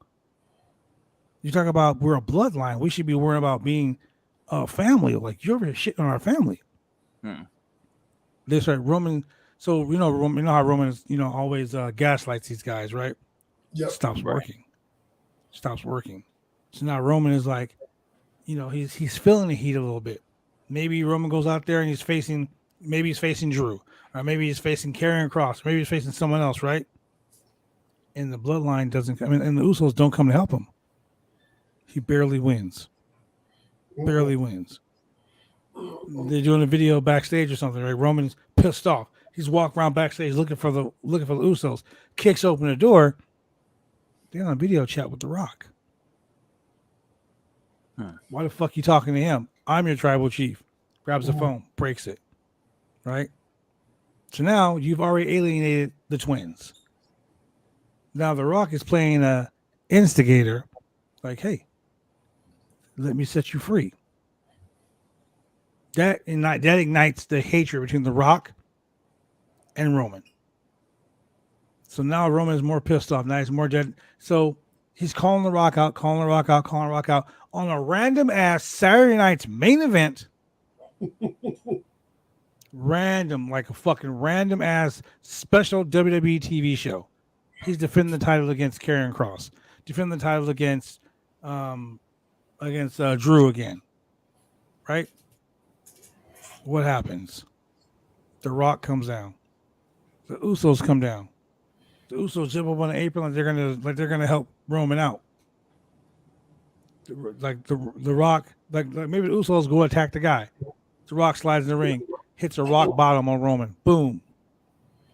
Throws Karrion Kross or somebody on top. Ooh. 1, 2, 3. New champion. Now Roman is so pissed. Not just because he lost the title, but because The Rock put his fucking hands on him. And he says, Rock, you bitch. Now you got The Rock saying, you want to fight? Once in a lifetime. If I win, these guys, right? Once in a lifetime. Give me what I want. I can see Roman sitting in the chair. Give me what I want. Give me what I want. But if The Rock wins, the Usos go free. If The Rock loses, The Rock has to bow down and call Roman his tribal chief. Question. Why does Rock lose? Why does Rock make Roman lose when Roman is the one that wants to face The Rock? And also, why wouldn't Rock want to be champion? Because The Rock doesn't give a shit about the WWE Championship. This is about family. It's not about the belt. This feud between The Rock and Roman transcends even the championship. You make this feud personal. It's about respect. It's about respect. It's about you disrespecting the legacy of the Anoa'i family. You're disrespecting the whole Samoan dynasty by claiming you're the tribal chief. Look bad. So what you're saying is you're better than High Chief Peter Maivia, the matriarch of this whole family. So now The Rock's going to come and shut you up. But The Rock don't want your fucking belt. And you're claiming to be the tribal chief because you have the belt. Because you run the company. What happens when you don't have the belt? Now you're just a Truly instead of a White Claw. You're just a Frappuccino instead of a caramel macchiato or a pumpkin spice latte. All right, I get it, asshole. You're just Lipton tea. You're just Lipton tea instead of a fucking fancy ass French tea. You know what I'm saying? You're just a basic bitch now.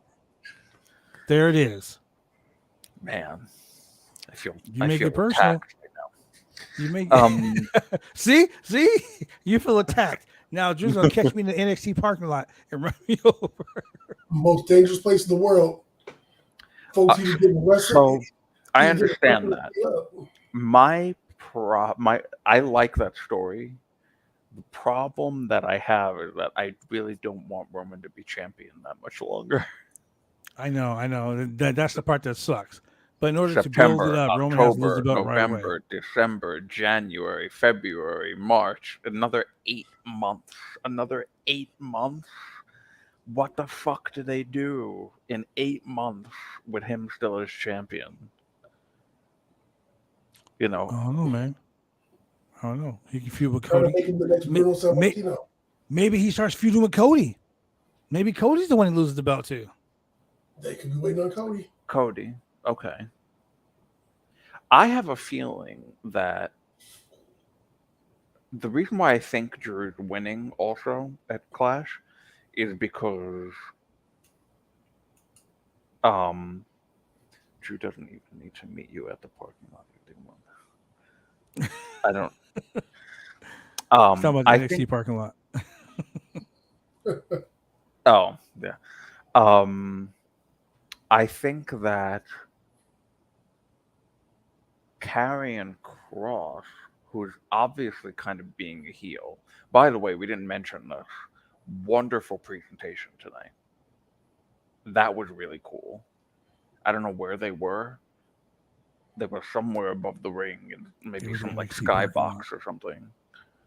That was really cool. They were at the NXT parking lot. He was like, "I'm so fucking tough.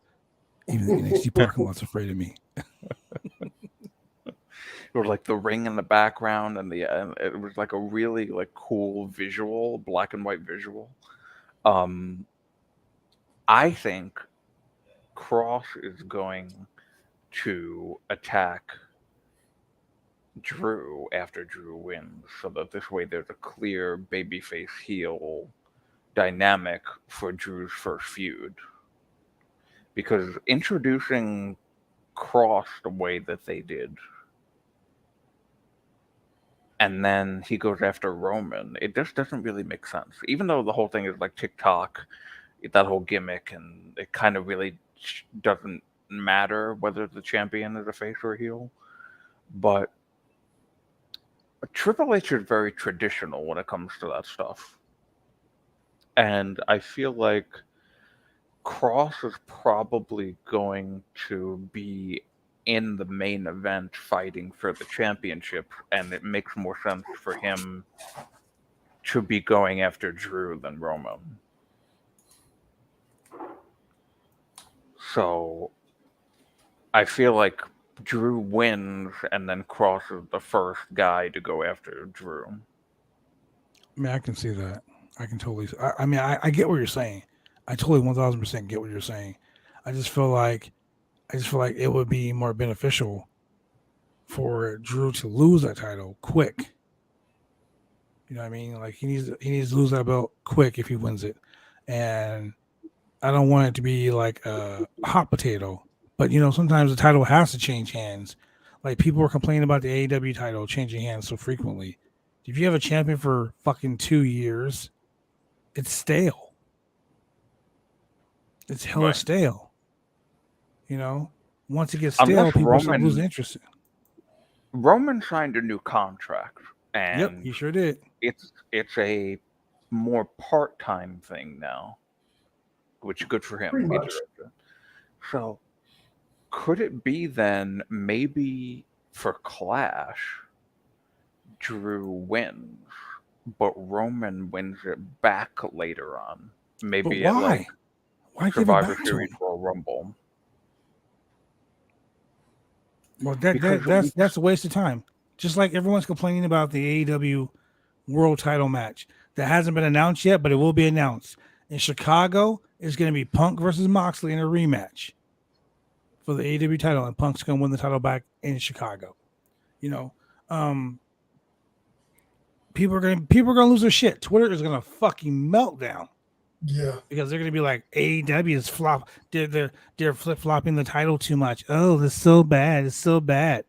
They're going to do the same thing as the WWE title. If they give the belt, even if they, I liked your idea the other day, having Drew win like the WWE championship or the Universal title, not both. Because if I was champion, I'd be like, I only need to defend one title. You know, I think that's what Cody's job is going to be when he comes back. Because Cody didn't say anything about being the Universal champion. He said all he wanted to be was the WWE champion. There's only one title mattered to him. Which is why I think for now, just to get this staleness away, and yeah, it is kind of like hot potatoing, but to have Drew win, Roman could take it back from him, maybe Royal Rumble. By that time, Cody is back. Cody can face Roman at WrestleMania for the WWE Championship.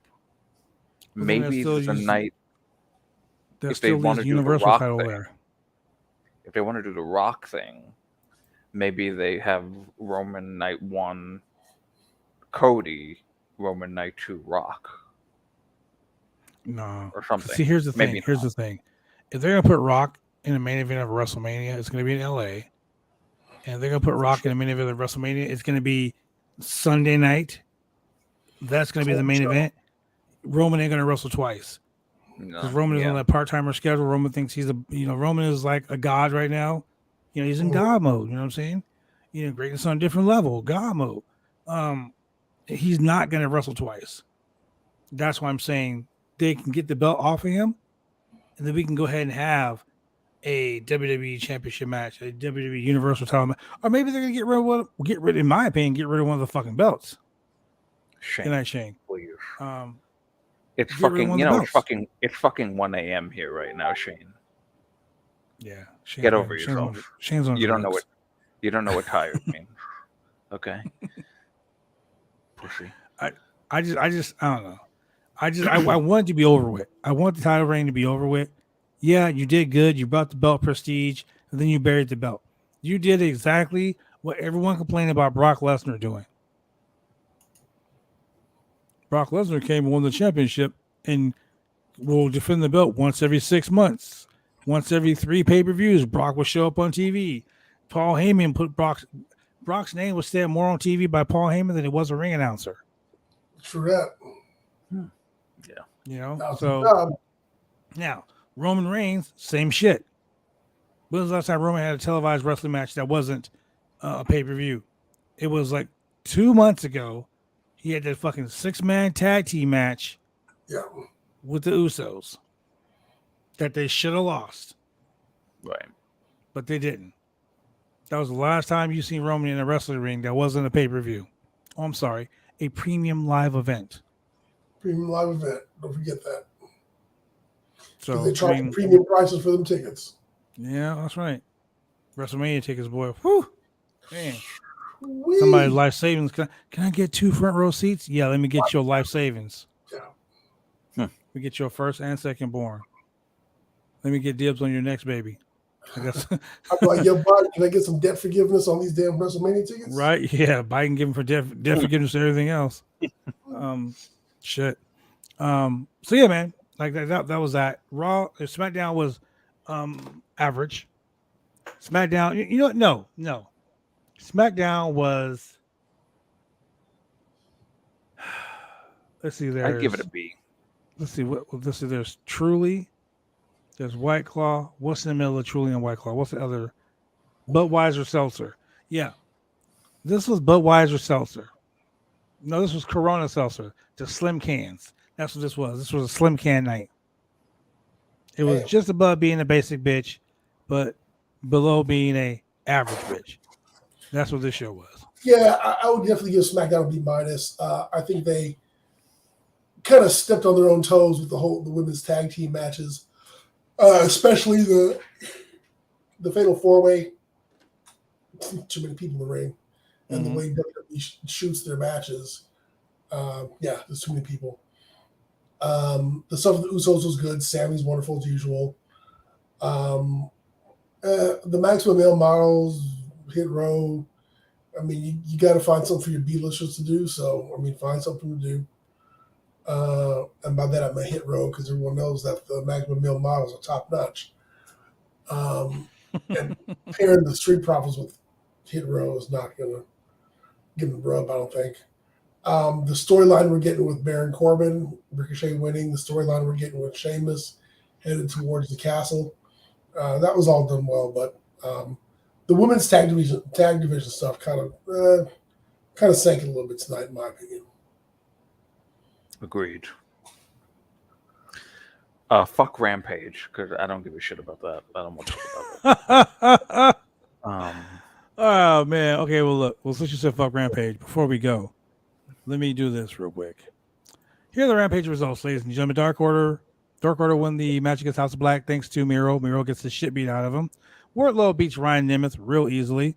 Will Hobbs kills Ashton Day in less than 2 minutes.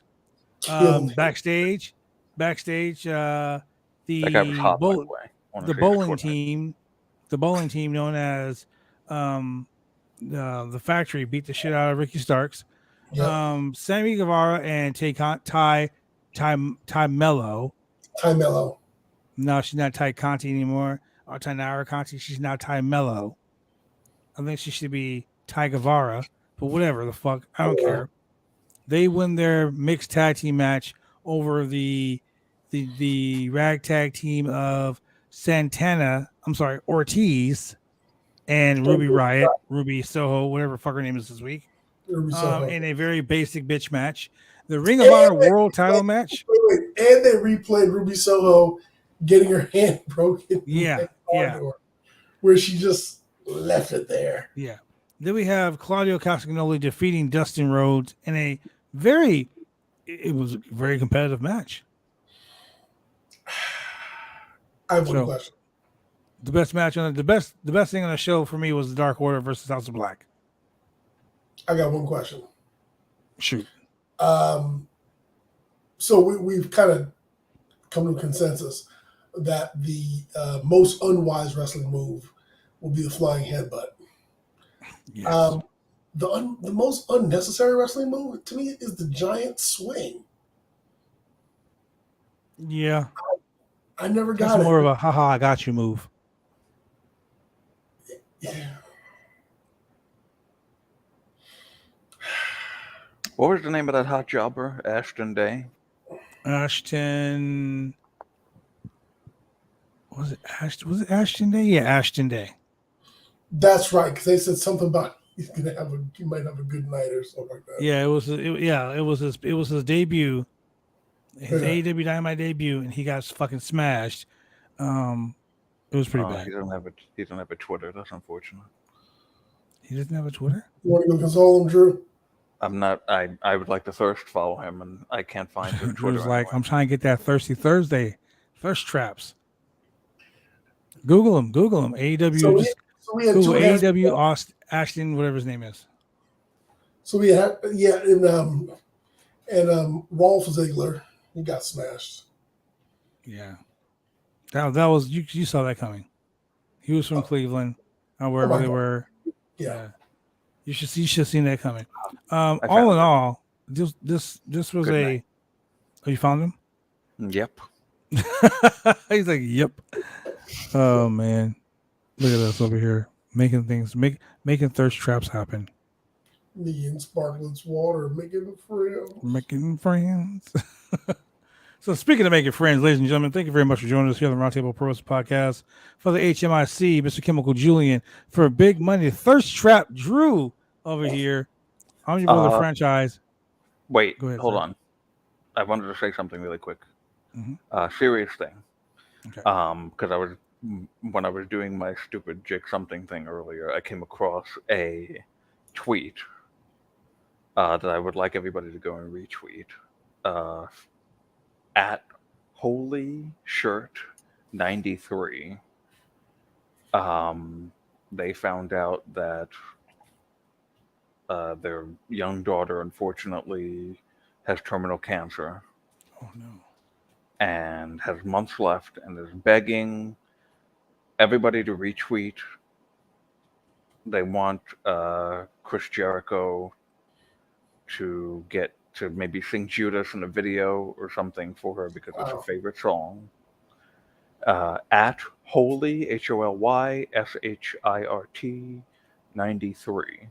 I'm retweeting it right now. I'm at Big Money Drew.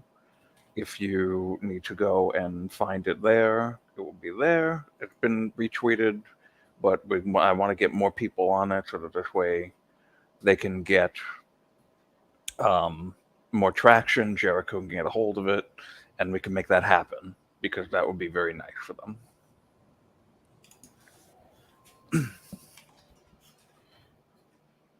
Do me a favor, Drew. Tag the Roundtable and myself in that tweet, and I will tag Chris Jericho. Okay.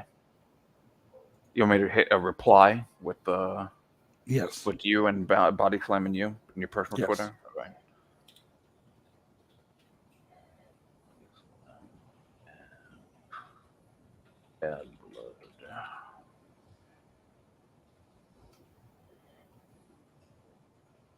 Okay, done. All right.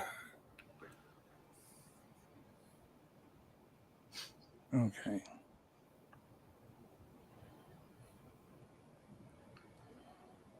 Cancer sucks. Fuck cancer. That's all I have to say. Yes, cancer does fucking suck. Yeah. Yeah. I hate that. Okay, I'll see it right there. I'm gonna do that and retweet it, and then I'm gonna actually tweet it with Jericho. And I'm gonna send it to a bunch of other people too. Like I'm gonna probably send it to a bunch of people over at Fightful. I'll send it over to Kate Elizabeth. She'll retweet it. I'll send it over to a couple people from Wrestle Talk. I'll actually mention it tomorrow on the True Heel Heat show tomorrow morning. Oh, that'd be wonderful. Yeah, fuck cancer. Anyway, so with that being said, shit, I was gonna do the whole sexy voice thing, but now I really don't feel like doing that. Damn. I apologize for doing that. No. I'm glad you did. Yeah, it really sucks when it sucks when adults die from things like that, but it really fucking sucks when kids get sick like that. Especially someone so young. It makes me, yeah.